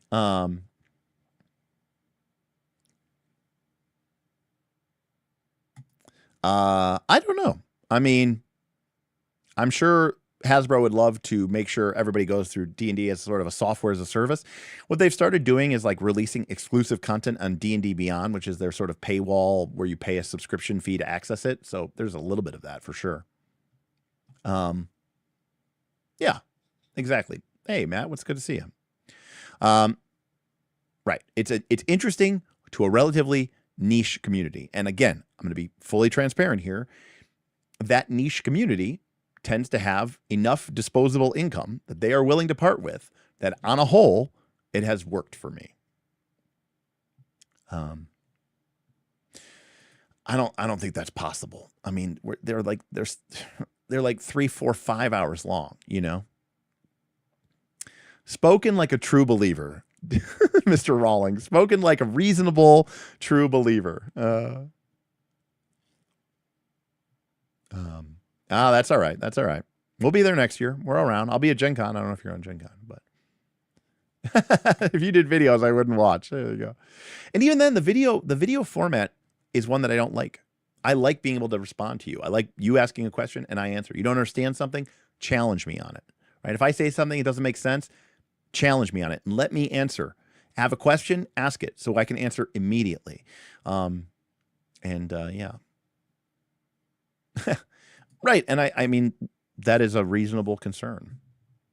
Well, that's the thing, Mr. Keiko. It's all fun to play to lose in the game.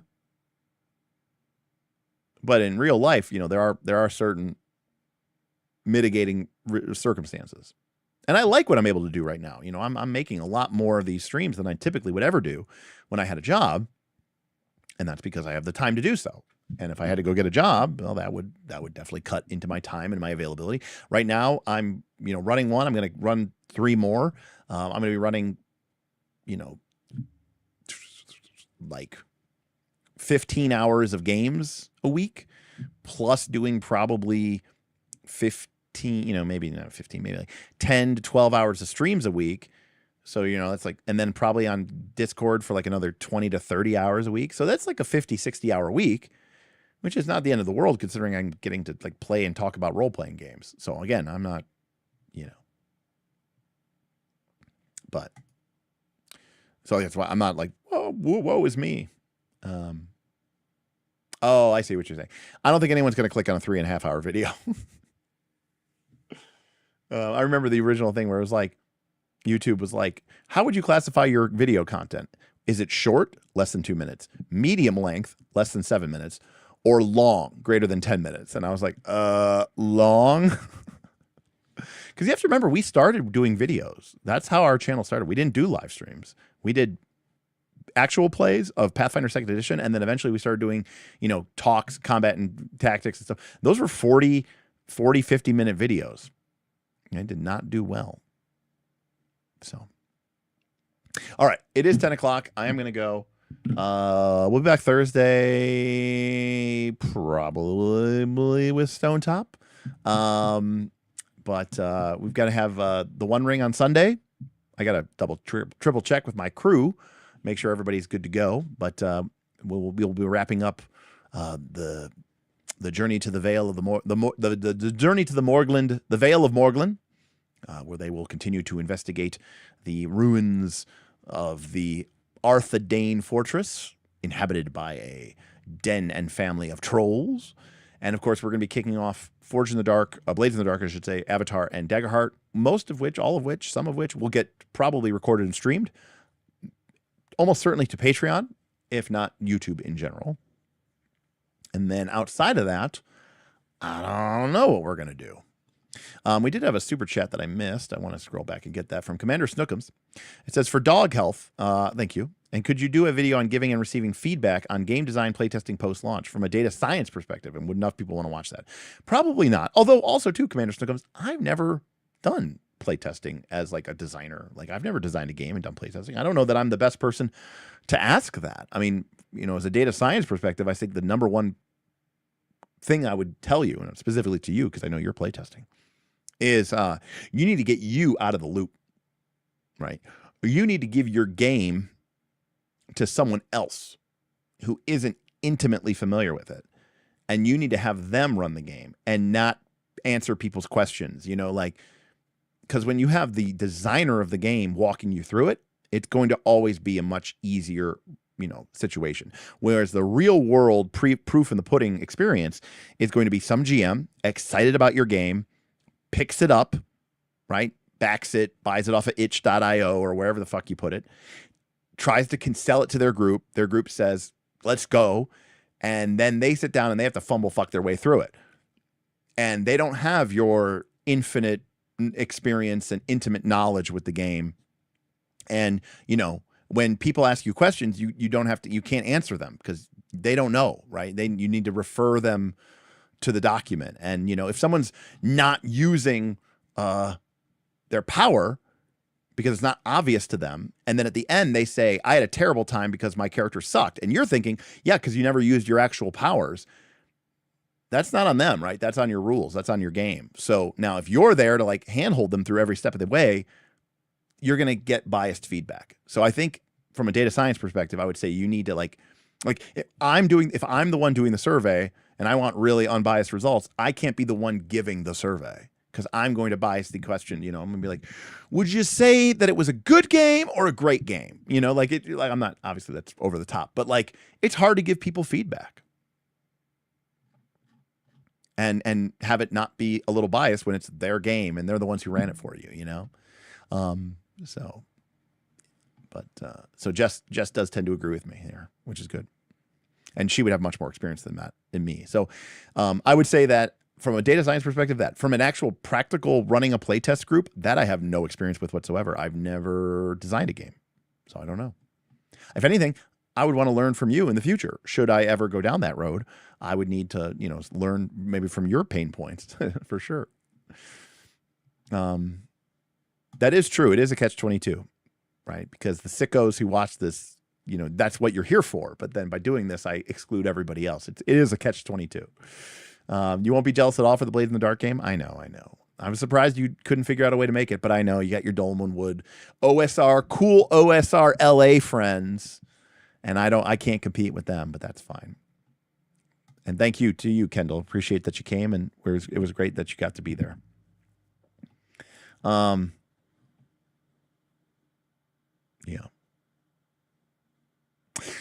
So I will be, of course, on the Discord. I'm going to try to take care. I still have to like unpack my car. It's still full of all the stuff from KnightCon. So I don't know if I'm going to be around tomorrow. I got a lot of stuff running around to do. So I might be on Roll for Combat. I got to find out, but right now I told Steven not to expect me to be on Roll for Combat. Plus I think he's having like some WotC bigwig on. So, I let him handle that stuff. Have me on for the completely pointless, unpopular stuff. Let the clickbait stuff do its deed. He's got a Deathbringer coming up. He needs all eyes on all hands on deck, all eyes on the prize. And then Thursday, like I said, we'll probably do some Stone Top. Sunday will be the One Ring, and who knows? Friday I should be playing Fabula Ultima, and yeah. So we'll go from there. All right. Well, TLDR, Oath is amazing. Arcs is amazing. Blighted Reach is more complicated and more cool than I ever thought it could be. The Knights are incredible. I cannot believe that for our first time going through it, it went as incredibly, awesomely smooth as it did go. I had a feeling that the results were going to be very positive. And again, I remember I offered people the ability to submit their survey anonymously. So I was prepared to get dragged if need be. And I had a feeling it was going to be good, and it was. And I kind of, again, I think it's a testament to how hard we as Knights, Bob and I and stuff had, tried to get all our ducks in a row. But again, tremendous help from everybody, from people who, provided rooms to other people, gave them a place to crash, picked them up from the airport, for people who were traveling, to setting up games, to running and getting us water, or if we ran out of something, to, bringing in baked goods, or, just organizing eating events and event signups and the whole kit and caboodle. So it was a many hands make light work type situation. And again, it's a testament not to me, or my leadership capabilities, but rather to the testament to the kind of community that I have promoted that has then built itself up. So a lot of cool looking games. Stone Top looked really cool. Pulf basically ran a mini campaign for the same group of people, basically the entire convention. And it looked really cool. I was able to kind of chirp in a little bit and put my ear to the, grindstone. And it did seem and sound really cool. So looking forward to that. Alrighty. Well, that's going to do it for me. Again, thank you so much, everybody. If you want to support us and have an Amazon Prime account, remember you can do that over on Twitch, twitch.tv/KnightsTheLastCall. You can support us for free with your Amazon Prime account. Otherwise, maybe check us out on the Patreon. It would be cool. to have you join our Discord. We'd love to have you be part of our community. And of course, if you can do none of those things, because money's tight, and I get that, I'm basically begging for money right now.